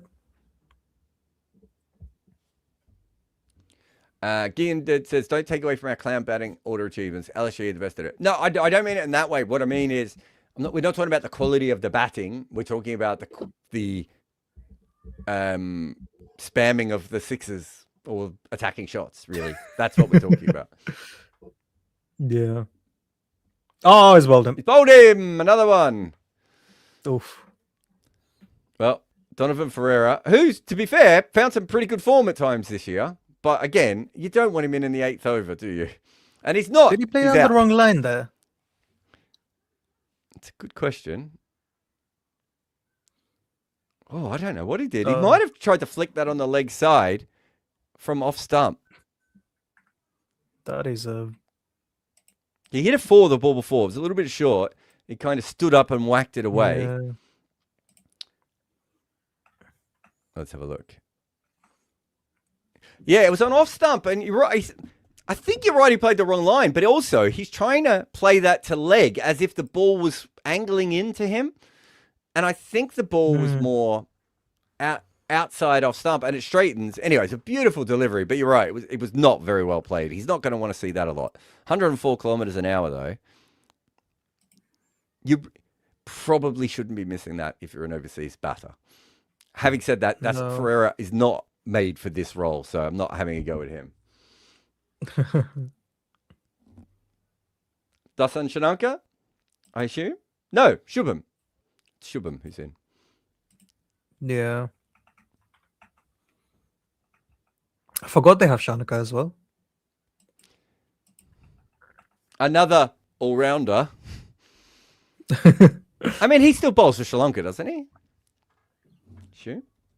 I mean, not well, I'd imagine, but he probably does. Dasan Shanaka is such a 2010 coded T20 player.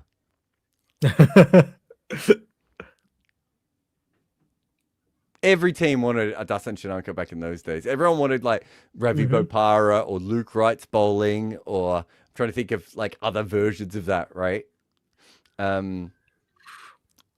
Why all of them batting like they never played spin in their lives before? I mean, to be fair, it's looked incredibly different from the moment the spinners hit this wicket, hasn't it? It has, but I don't think it's turning. Because that first ball from Kishore didn't even spin, and Juvdral still hit it through his legs. Yeah, it's not turning a lot, Jared. Even like what was this? What am I looking? Yeah, Jarrell's wicket was 1.7 degrees. Ferreira's wicket is 2.4 degrees. That's not high turn. Shanaka is Sri Lanka's fifth bowler. I think he's their sixth bowler. He's got 46 wickets and 131 T20s. So they share it, don't they? They've got someone else who can bowl, whose name I've forgotten. He is built for New York, though. I mean, to be fair, if you can't bowl on that pitch, I reckon I could get an over at New York, Jared. Without who was it? Was it Siraj or Arshdeep who came in and clearly they either ignored the analysis or just thought it was nonsense, and they bowled really, really full. And then in the end, Shivam Dubey was unplayable on that wicket by just hitting the surface, right? Do you remember that? I can't remember who they were playing, but they went for runs at the start of one of those games in New York, and I was pissing myself. Why do I not remember Dubey bowling ever in that tournament? No, he definitely bowled in that pitch, didn't he? Oh, fair. I have no recollection of this, though. Weird. He probably has. I trust you. I just don't remember it. I think he bowled in that tournament, didn't he? Could not tell you because India had 6 bowlers already, even without Dubey. It might have just been in that ground, though. Yeah, makes sense. He probably had. He must have bowled. There were some weird bowlers who did very well on that New York surface, just because that's the kind of pitch it was, right? Like you didn't. It was I can't remember who it was. There was one. He bowls 1 over versus USA, and he goes for 11. Oh, okay. Is that all he bowled in the tournament? Yep. Oh, okay. I take it back then. Maybe I was thinking about someone else. There was someone else who bowled, like a Shivam Dubey type seamer who wouldn't normally bowl, who did really well on that wicket from another test team. Can't remember now. Oh, by the way, for spinners, I completely forgot Washington can bowl for them. I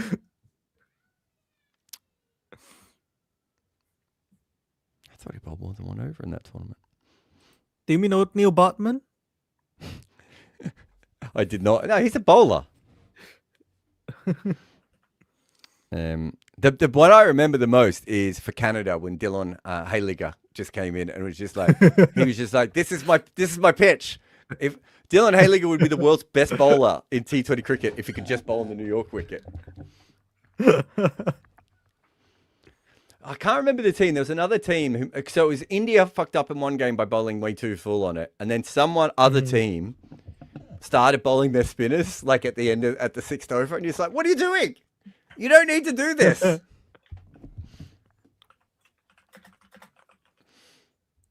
was a bizarre tournament. Yeah. Isha says, Jared, what is your favorite position to field? First slip. To pace. Not to spin.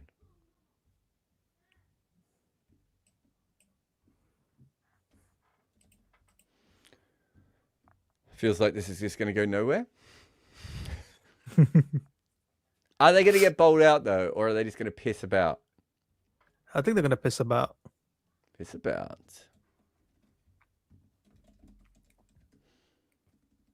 So what's this? Is this Rashid's? Oh, that's what. Oh, that's why Sai Kishore hasn't been playing. Yeah. That ball could not have gone slower to him at the boundary, and he still somehow managed to let it go through him.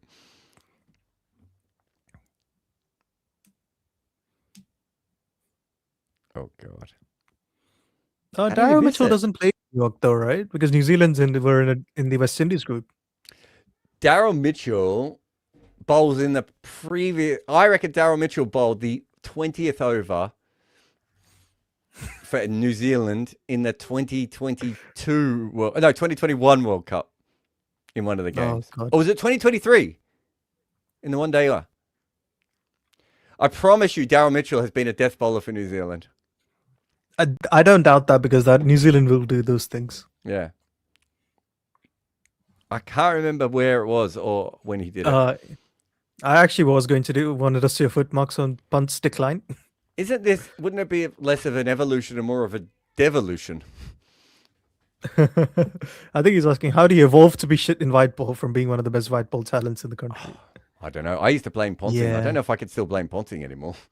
Nah, I think sort of made the point. If Ponting technically only ruined one player, is it Ponting's fault or is it Pont's fault?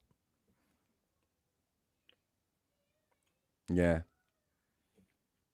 I mean, Shreyas took a long time to be good after working with Ponting, though, yeah? Yeah, but I don't think that was again. I don't know if that's Ponting's fault. That might be on Shreyas and the Indian system.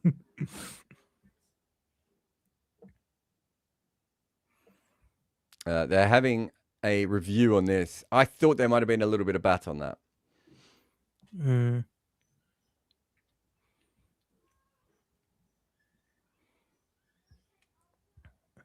Someone said, but Shreyas became good with Ponting. Yeah, I think he kind of became good. He wasn't good with the bat. No. Doesn't he mean punch? Oh, it means recently. Yeah. Yeah, I think if what we're talking about though there is that was kind of already coming from KKR, and he kind of continued it. But you're not wrong. There was a bit of a boost there as well. That has hit the pad first, hasn't it? Yeah, that is bad. That might be out. Is that Jadeja? Yeah. This could be out. It was pretty close. It was just whether he hit it first or it was pad first. I think it was missing. Oh no, it's turned in. Umpire's call. Oh, yeah, it just wasn't spinning enough. It's a great delivery. good stuff. Rashid Khan does not agree with the DRS. I don't know if he said, but I believe the spirit of what he just said was, science is the man. There must be something on the pitch because these guys look like they've never faced a ball of spin in their lives. But it's not spinning that much. Yeah, that's what I can't explain. Are they just shit versus spin?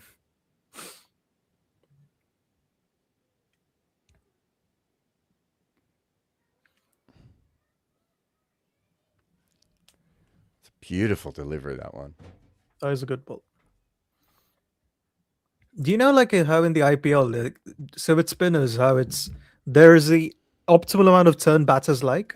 If it's too straight, they hate it, and if it's spinning too much, they hate it. I wonder if it's just one of those. Yeah. Yeah, it's a fascinating one, isn't it? Of what is it? 1.5 to 3 degrees? Players don't mind spin. 1.5 to 3.5. Yeah, because it's interesting. You'd think it should be harder to hit 3 degrees than it is 2 degrees, but on average it isn't. Whereas with seamers, it's a linear decline. I think though, if you get 1.5 to 3.5 degrees, there's probably an element of the ball slowing down off the surface a little bit, right? Yeah. Because you have to be able to do that to get the spin. And then you can play with the spin at that point. Probably once it gets to 4 degrees, it doesn't matter if it slows down because it's spinning that much, you can't play your regular shots. And if it's going straight on, what you're dealing with is the skid, right? The ball is coming on quicker than it normally would. It's also the usualness thing, isn't it? Because the normal delivery you face from a spinner is the one that spins, whereas the fast bowler is the straight ball. So that probably plays a part as well, doesn't it? Yeah. So are we going to see Sindhu bowl? I'm shocked Washington is bowling, to be honest.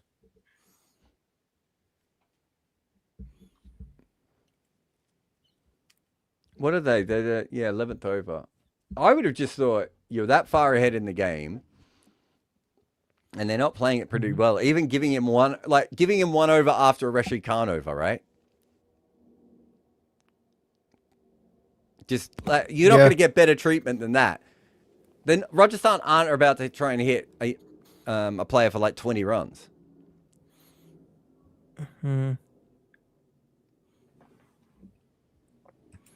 So wait, let's wait for the ball to be done. And he's not bowled badly here, was he? So Gandit is saying Punch should just become a lower middle order pace basher until he can improve against spin. He's still power against pace. Yeah, I think at this point he can only be top or tail, can't he? Yeah. Finally, if he can become a lower order spin hitter, it might actually bring him back into India contention more than being a number 4 or number 5. It will. Vomit says, do you guys remember Farhan Bahadian? I've never seen him bat or ball well, but he played a ton for South Africa. He dropped an important catch in 2015. He was one of those guys that they kept trying to make work, and it never quite worked. And then they stopped picking him, and he became a really good player. And they just, by that stage, they just given up. Is that a drop?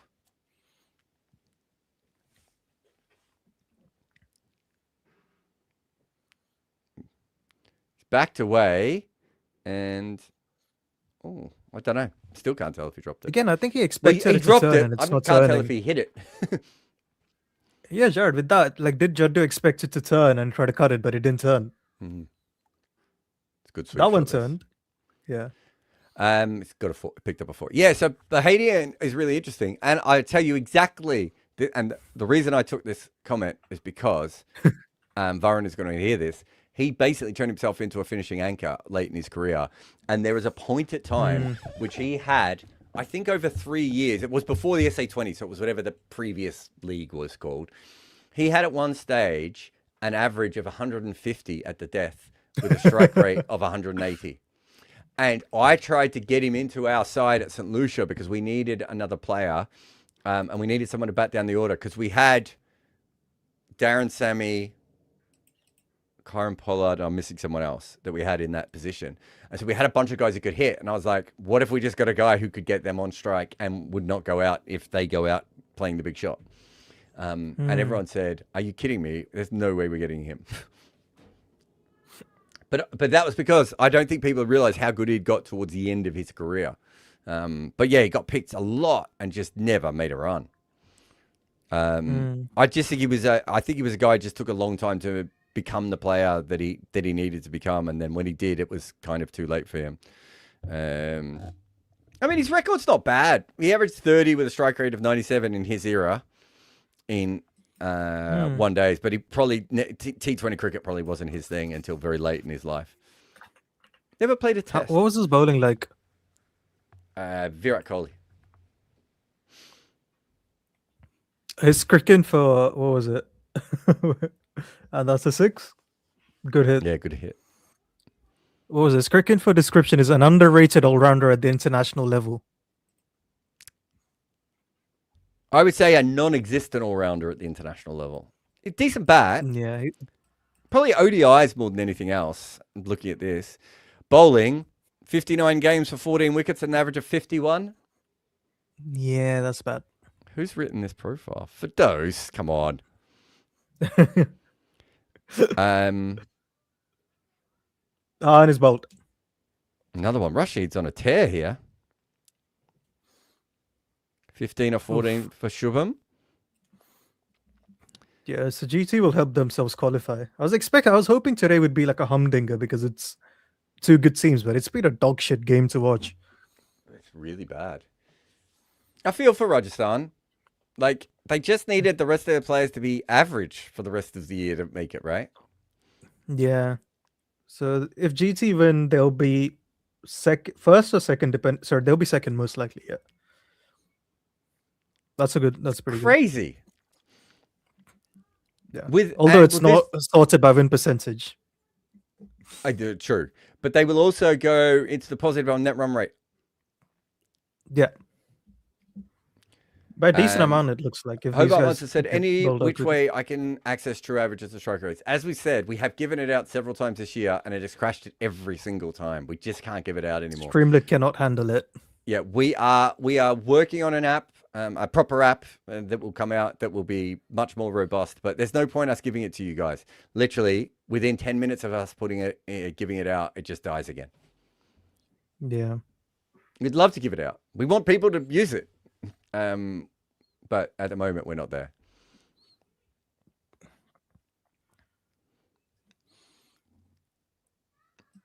So Amar so weird to see Dasan Shanaka come out at number 8 as a specialist batter. Oh, I forgot this is... Amarty says CSK can now qualify. That would be fun.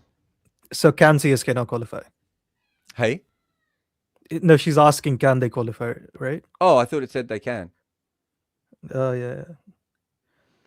So yeah, CSK have what, 2 Lucknow games, 1 Sunrisers game, 1 GC game. So what's the max? They could max get to 9 wins, which if they win 4 in a row, that is. where's my points table? Mm. Where are we here? So GT have 12 points. Oh, is this updated?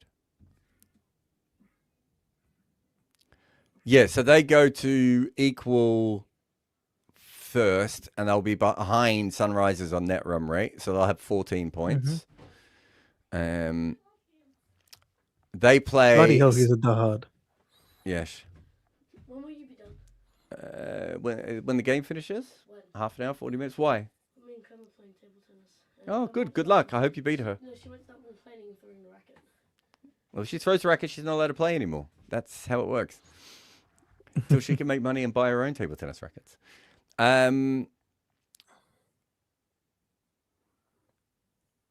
So yeah, so they'll be 14 points. So CSK, KKR, they can both technically still qualify. What I like about CSK is that they have a positive net run rate at the moment. But the problem is they kind of need two more. They need Gujarat to start losing, don't they? And they need. Technically, their fate is in their own hands, isn't it? We're not at the you need X to lose against Y situation yet. For example, Mumbai or Lucknow or Delhi. No, because Gujarat will have 7 wins after this, man. No. That's what I'm saying, Jared. So CSK is 5-5 after 10, right? Yeah. They can still win all 4 and qualify. That's what I'm saying. We're not at the they need things to go in their favor. No, but if that would mean they would win 9 games. Yeah. Yeah. Right. RCB should win 9 games. Punjab should win 9 games. Sunrisers should win 10 games, and GT should win 9 games. So that math doesn't work. No. Even if they win all 4, that's what I'm saying. Yeah. That's why they need one of those teams to continue to. They need Punjab to continue to lose, right? Or RCB to continue to lose. So SRH and GT's fate is in their own hands. So if they win both of them, both of them can't go to their max points, right? Yeah. So the next game is Sunrisers GT, which basically means if Sunrisers win that, they're guaranteed. Yeah, they'll probably be qualified. Yeah, it'd be hard for them not to qualify. Mm-hmm.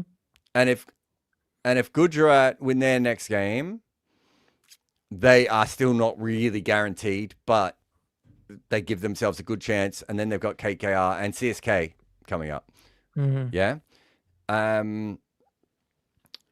RCB are probably in the best position because their next 2 games are Mumbai and KKR. So on recent form, they may not beat those teams, but they should beat those teams, right? Yeah. And I need Punjab and RCB to lose the next games because I was looking this up. If Punjab lose the next 2 games and RCB lose the next 2 games, one of them it would basically be a knockout between the both of them.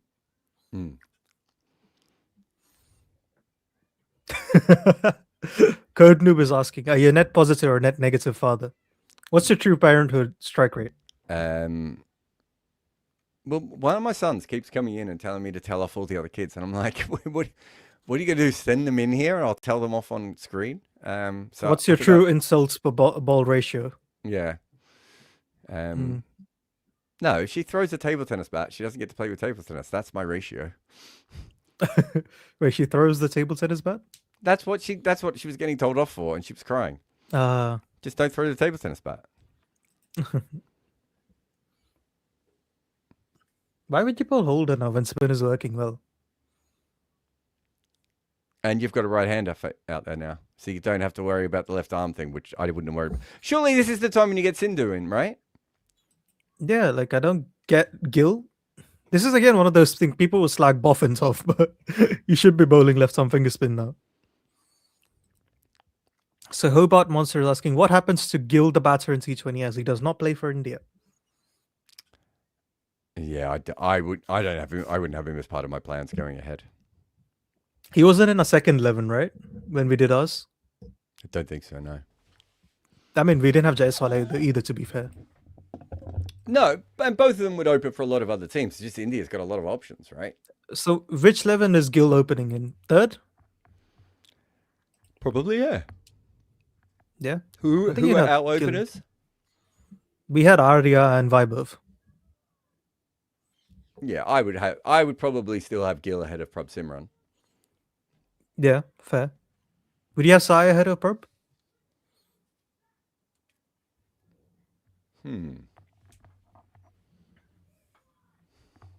Not if I already had Gill on the side. Yeah. I think you have to open with Prab at one of these levels because it gives you balance, doesn't it? Gives you options to play with the keepers. Oh yeah, KL Rahul's a good shot. He's been in ridiculous form. He might have a case to be in the third 11 too, you know. I suppose it depends. Yeah, no, I could say that.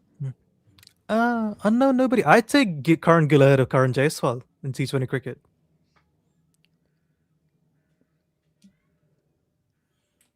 I'm still confused by Jaiswal. At least I know what Gill is, and I like the fact he's up his strike rate. I think Gill has a method which he knows he spams. Jaiswal, I don't know what he's doing, right?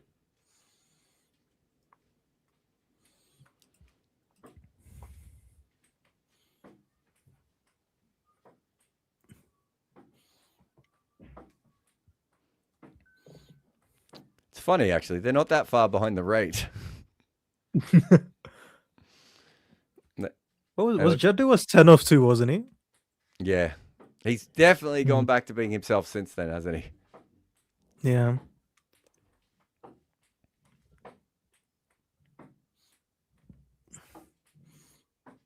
I think this is definitely an advantage Gill has. Gill can bat at 3 or 4. I don't think Jaiswal can. No, I'd agree with that. Yeah. I am, yes. I'm from Hyderabad.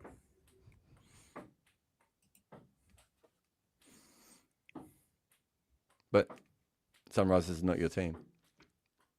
Nah. I'm Dhoni pilled, unfortunately. You're basically like a Man City or Man United fan, aren't you? No, I think what is my teams? My teams would be CSK, RCB, and then SRH in that order. Jeez. Yeah. I don't know how anyone could grow up with the song "Go the Chargers, Go the Chargers, Go, Go, Go, Go," and not support that team. And you didn't even know who Ryan Harris played for them before. No, I knew he played for them. I was just confused with what you said about him winning with the bat. Game with the bat. Oh, wow.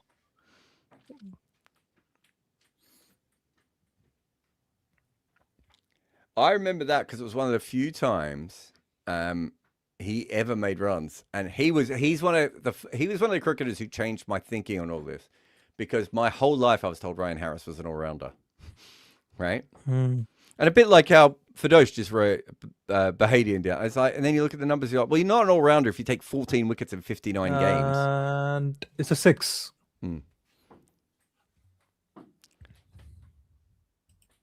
So Ryan Harris, let's have a look at his figures with the bat.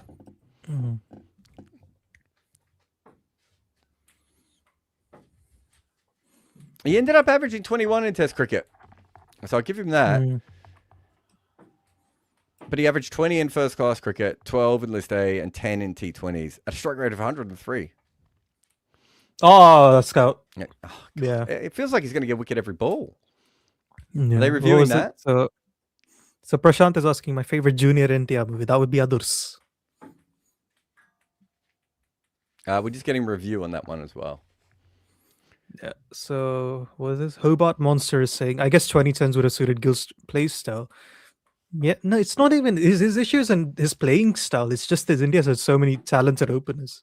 Yeah. Like not even 2010s, like 3 years ago, he'd be opening every game for India. Gill would be opening for most other teams in the world. Jaiswal would be opening for most other teams in the world. KL Rahul would be playing for most teams in the world. Have they reviewed this on Hope? This looks really straight to me. Definitely didn't hit it. Yeah, so Ganded, me hating finishing anchors is a very recent development. As I said, I used to be very anchor-pilled in my younger days. Not everyone is proud of their past. Let's just go with that. I have ruined Varun forever. Yeah, I blame you. Yeah, like you hate finishing anchors and you're a big Dhoni fan too, aren't you? Yeah, but I think I'm probably more of a Dhoni overall. I think probably his limited overs batting. God, that is hitting middle stump halfway up. middle. What a review. I think for me, the Dhoni thing is more about the overall package. The captaincy, the keeping, being a test player as well. I don't know if I was ever a big fan of kind of watching him bat in T20 cricket or one-day cricket. Because even Himanish is a Dhoni fan, or at least he used to be, and even he's critical of him. If there must be some pattern with analysts and loving Dhoni but being critical of him at the same time. Yeah, there's a thing in American sports they call some players analytics darlings, right? So with Luke Ronke's an analytics darling. And the reason we like him is because he was playing the game in the way that we wanted it played well ahead of when it was being played that way, right? Who else? Prab Simran back in the day. Yeah, or Yusuf Pathan would be another one. Shahid Afridi would be another one, right? There are all these sort of random players who had the ability to be able to do that. And I think once you get into the numbers, you start to notice those sorts of patterns. And so you're almost drawn to those kinds of freakier players. And I think from my perspective, it's also like I like outliers in weirder players in general. Yeah. What was it? So Chirag is saying it's unfair to look at Dhoni's career with modern lens. Till 2012, literally all we do on good areas is this. It's nonsense. Till 2016, his strike rate versus spin in T20s was 87 or 91, one of them. Yeah. That wasn't good for that era anyway. I don't care which. You could be playing. You have to be playing on the Sahara Desert with every single pitch dug up for that to be good strike rate versus spin. It's not like good strike rate versus spin in New York, Jared. Yeah. It's also worth saying that I was questioning Dhoni's methods a long time before I had any advanced stats to be able to back me up. And you can go back and find that, like, just from the perspective of, is it a plan that makes him look better than it does them win games, right? Is it a plan that puts a lot of pressure on the players at the other end? All these sorts of things. I was doing that in real time, Chirag. So, but we look at every player, right? Like, and sometimes we will say, as we have with people like Andrew Simons before, sometimes it was not their fault that they played the way they did. They were forced into that role. Rohit in ODIs, another really good example of someone like that, right? But at the end of the day, they did play that way. And so we're looking at it from that perspective. Yeah. Plus, I think with chasing, like, what was it? Virat's method of chasing is far superior to what Dhoni or Bevan are doing anyway. Yeah. Which we Right, kind of that talked shouldn't about be on a the debate. last show, didn't we? About Chris Gale being a great chaser and no one noticing. Yeah. So Bethel and Devdutt strike great versus spin. Devdutt has actually been terrible versus spin this season. Oh. Yeah, remember Jared, he's one of those people that doesn't like the ball spinning in. Yes, we found that out for the Punjab piece, right? Yeah, the Prabaria piece. Yeah. They got 2 slips in place. They go for the kill. Oh my god. This is very Shubman Gill like.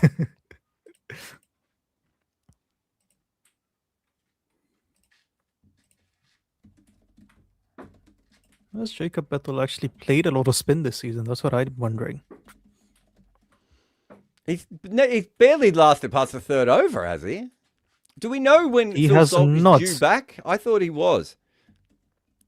So this season, Devdutt's averaging 18 at a record of 142 versus spin. And I don't believe Bethel has played any spin.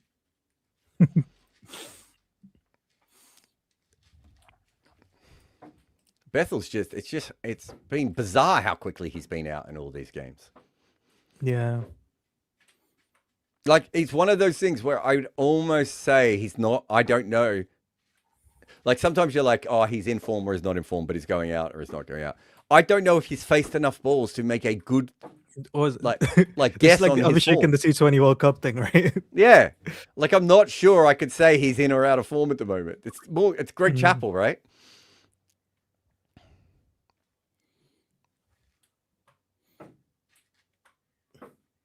Joffrey gets a little 4-off holder here. So you got a Andy boss saying, Sindhu since now, don't you? Anyway.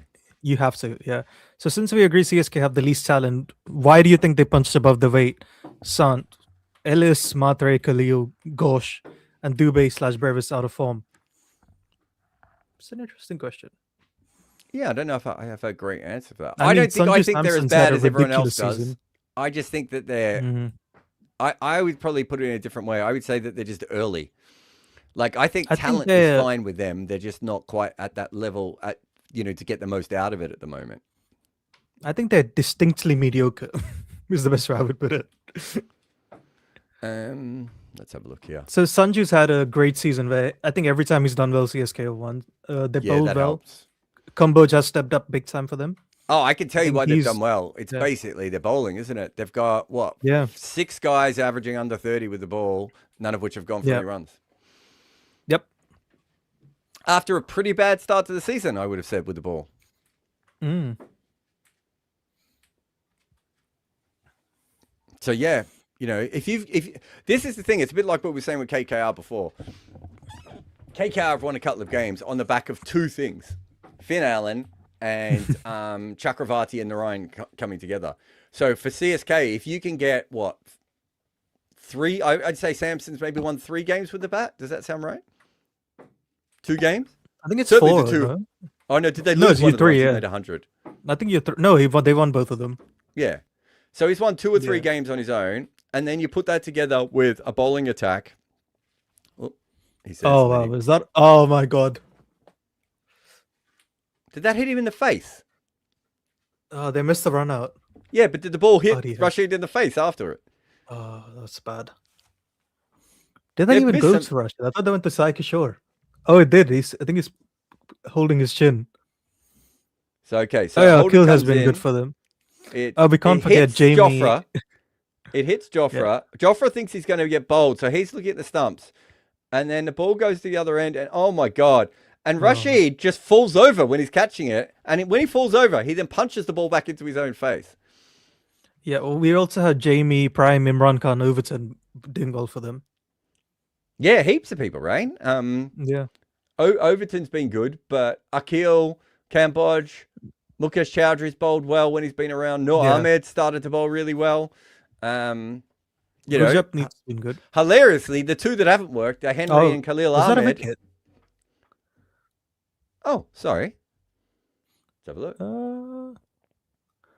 Wicket Oh, it was a little ball. top edge. Yep, I just thought it was a dot ball through the keeper. Same. Because Butler didn't make any reaction to it. Yeah. By the way, Rashid Khan is still holding his chin. Yeah, it was a short ball. He just went for the hook shot and got a little edge. And Butler just was not interested at all. So Samad was saying hat-trick in the county champ this evening. Rue was the first of them. Somerset moved him to open to impress England, and he's got 4+0 on a 300 pitch. I don't think he's going to open anyway, is he? I think Is he if a they're 3? going to... Yeah, well, I think they'll go with Emilio Gay if they want an opener, would be my assumption. That's that was providing they get rid of Crawley, right? I think Crawley's done. Oh, it's done? Finally. That's what I'm hearing anyway, yeah. Mm.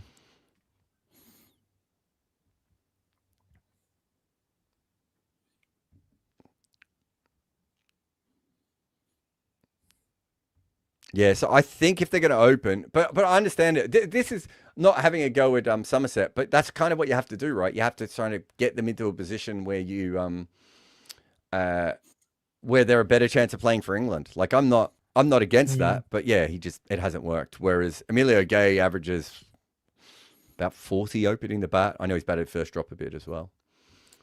Yeah. So Hobart Monster is saying Jordan. Jared, have you seen Cox? Is he better than Bethel? Better than Bethel. No, I don't think he's better.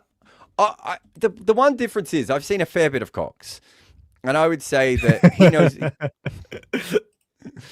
I've seen mine. I've seen Varun's. No, I would say that he knows who he is as a T20 player. He's played a lot of T20 cricket, and he kind of understands what he needs to do. And I would assume, let me see if I can find this.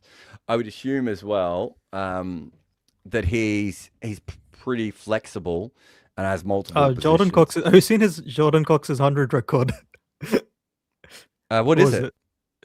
So his strike rates were 143.6 in 2022, 143.6 in 2023, 143.6 in 2024, 174 in 2025. Remarkable.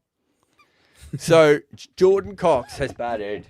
He's opened. He's batted number 3 about 60 times. He's batted number 4 about 40 times. He's batted 5 at 6 another 40 times combined. He's very flexible, and so you can basically put him anywhere in the lineup. And because he's played so much cricket, he kind of and he seems to be this kind of cricketer. He just kind of knows what his role is in each spot. Does that make sense? Right? Whereas with Bethel actually hasn't played that much cricket, right? And so when you watch Bethel, like I don't even know what Bethel's best spot is in T20 cricket. Do you? But nah. Yeah, I don't think they're very confused with how to use him because It reminds me of Cameron Green, right? Where you're just like, obviously he's talented, but where do you put him in the lineup? No, because I don't even know if Bethel's good or bad versus spin because he hasn't played any. So here's Bethel's record for you, right? So far, he has played 100 games, so nowhere near as many as Cox, even though they're similar ages. I think Cox is a little bit older than him, right? He's opened now. He's now opened about 20 times. Where he averages 12.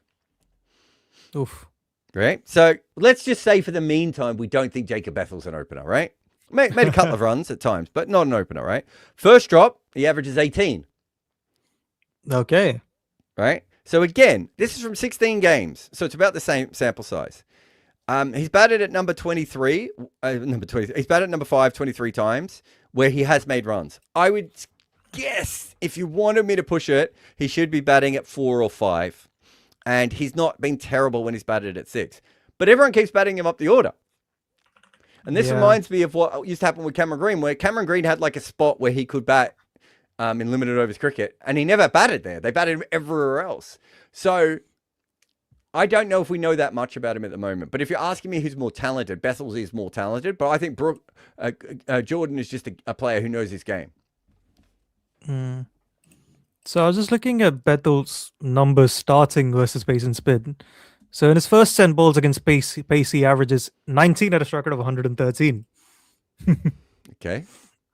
And against spin, it's 29, 138. I just think, as this one is hit over the top and almost kills someone out on the boundary for 4 over long off by Shanaka, muscled that one. I just think he, in T20 cricket and one-day cricket, is much better at starting when the field's out. I don't think it's about pace or spin. I think it is more to do with he knows how to knock it around and he's a good runner and he gets himself into his innings and then he can start hit balls after that. I can check that too. 1 second. But yeah, that's kind of how I see the difference between them. Yeah, same pattern, Jared. Even I was just checking when his first 10 balls outside the power play. The record's very similar when starting pace and spin. Yeah. So then if he starts outside the power play, he's more likely to play spin when he starts. So.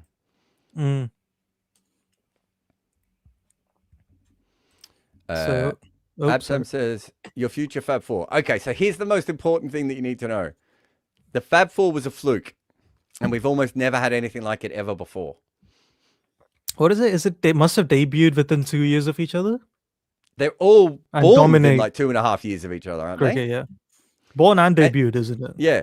And so I don't think we've ever had 4 players who've done that before with similar records over at the same similar time. What about Callis, Ponting, and Dravid? I would have thought Ponting is a lot younger than Callis and Dravid. No idea. I can. Callis was playing in '94, wasn't he? And he was what 2021. Ponting would have been about. Ponting was 21 and 95 as well. Oh, okay. I thought he was younger than that at that stage. So Ponting's 51 now. Rahul Dravid's 53. And then Jack Callis would be something. Jack Callis 50. Ooh. And yeah, all of them debuted 95-ish. Okay, so here's the first thing I would say. Were they the three best batters of their era? They'd be up there, no? Ponsing What about would be Lara and close. Tendulkar and Steve Waugh all overlap with those guys? Isn't that before their era? What? Well, Lara kept playing until 2005 and 6. No, Tendulkar I played mean, until don't they? 2010. Yeah, but is by that So logic, in order wouldn't for you it to be say the when Fab they Four, don't started- you have to be the best 4 batters and the same age group and then dominate the next era together? They Yeah, didn't. but I don't think it has to be 4 best batters right away, right? No. But when were those batters you just said the best 4 batters in the world, the best 3 batters in the world, right? Like at Let's the say same 98, time. 99 onwards. But Lara's still there and Tendulkar's still there, and both of them are better than any of the guys you just mentioned. Yeah, fair. Do you see what I'm saying? That's what I'm saying. The Fab, if you break down the Fab Four, it's incredible that we ended up with it. And that's why people kept saying we need to put, Babar Azam in this, and I was like, no, he's not even on the same age curve. Rohit Sharma in this. Like there is no, and when people say what's the next Fab Four, it's the same thing. It's actually really, really random what happened. I mean, I'm sure if you went through statistically, I'm trying to think of one. Is this that's right up in the India. air? And cool. And he's up. Mid off. Thank God for that. Yeah, I think if you look at it, I just don't think we've seen something like this before. Happy to be wrong, guys, but I can't think of another situation where we had those players. I think Lara and Sachin being so close in age is actually freaky. Even that doesn't always happen that much. To have your 2 best players in the world of a similar age. So I'm trying to think of Hammond and Bradman and Sutcliffe all would have been pretty different ages, I would have thought off the top of my head. Headley and Bradman might have been similar. But then Hammond would have been out of that curve. Harvey, May, that whole generation. Sobers are all different ages. Yeah, I can't think of another time in history when it's happened. Because so people are saying Brooke, Gill, and Jaiswal. Brooke, Gill, and Jaiswal. Yeah, but okay. So let's say they're the Fab 3, right? And Suryavanshi is Suryavanshi. It's already fucked up. That's what I'm saying. It's so hard to have that kind of thing happen. And then you're also forgetting that there's going to be, let's say, I'm trying to think, Markram. Let's say Markram just goes on a tear in Test cricket finally for the next 5 years. Another run-out chance. What's that? Their 4th run-out chance they've missed in this, like, pretty... Yeah, feels about simple. right. Yeah. Yeah, so let's say Markram goes on a tear, right? Like I'm not using Markram specifically, but let's say an older player suddenly goes on, or Marnus comes back to form, or Daryl Mitchell is the best batter in the world for a couple of years. Again, that fucks up the pattern, right? The pattern here was so brilliant because AB was the only one who was kind of toying with it, right? Yeah. And once he stops playing test matches, this could be out. And they all reached the peak at the same time. God. Yeah. And this would boost the net run rate quite a bit. Yeah. Doc says, what about the 4 all-rounders of the 80s? Yeah, so that's another perfect example of how rare that was. Again, we've never had anything like that outside of that one period of time where we had those 4 all-rounders. I don't think we've... Because Miller and Sobers don't overlap. I mean, they overlap, but not really. Yeah, we don't have any other period where that happened. So, yeah, it's such a weird period of time where we're like, what if we had all the all-rounders at one time? Yeah, Murli, Vaughan, and Kumble is a good shot. Yeah, so bowlers is a little bit different. I think we have had similar, because in bowlers, we've also had Wackar and Wazim and Kirtley and Courtney and Warren and McGrath. Sean Pollock. All completely overlap with each other, right? There's actually been in bowling, it happens a lot more, and I don't know what the difference is. Anyway, that's the game. Gujarat Titans win by 77 runs. The points table is far more fun than we thought it would be. Do you still think Rajasthan are a genuine chance to make the playoffs, or do you think the steam has gone off their hard ball? I think I don't know about genuine, but they're a chance to make the playoffs. Well, obviously they're a chance. That wasn't Yeah. my question. Do you think they're a genuine chance? Would you be surprised if they made the playoffs now? Or would you be like, oh, no, I can still see them getting there? I think I can still see them getting there, but they are not automatic for me now. Yeah. And do you think Gujarat is a genuine second chance team? Do you mean like the top two? Yeah. Oh, I'm not getting the vibes from them for some reason. Yeah, me They either. probably could be, but I don't know. I think I pretty much agree with what you said there. I think that Rajasthan's form was so good at the start of the year and has been so bad in the middle that they still have enough time to go on a bit of a run. So I don't see them being done this year. And I like Gujarat, but I also don't think Gujarat's playing so good that I think they are dead set certainty to finish in the top two at the moment. Having said that, I'm not sure who the other team is going to be in the top two. You know, Because Bangalore and Punjab look flawed as well now. Exactly. Like Punjab, I've been saying always, I could see their flaws. RCB, I was like, I still kind of believe in them. Now I'm like, maybe they're just both flawed. And, you know. Somehow Sunrise is at the top of the table, which is crazy. Yeah, exactly. And if they lose to Gujarat in the next game, what on earth is this league this year? Hey? It would be crazy if that happens. Anyway. Yeah. That is the end of the watch along today. We're not doing a podcast today. We'll do a podcast after tomorrow's games, but we will be back for both of those games tomorrow here on combox.tv. Remember, I know we've had lots of people talk about, you know, the app and the true stats and everything. We are building all that behind the scenes. This is the watch along is just at the moment just keeping us ticking over, but there's a lot more coming when it comes to Combox. If you go to combox.tv, you can sign up there and you'll be the first to find out about what on earth we are doing. But big thanks to Cheyenne, Rob, Varun. I think that's all, and myself obviously for being on here today. And we will see you again tomorrow on Combox. Combox. The game lives on.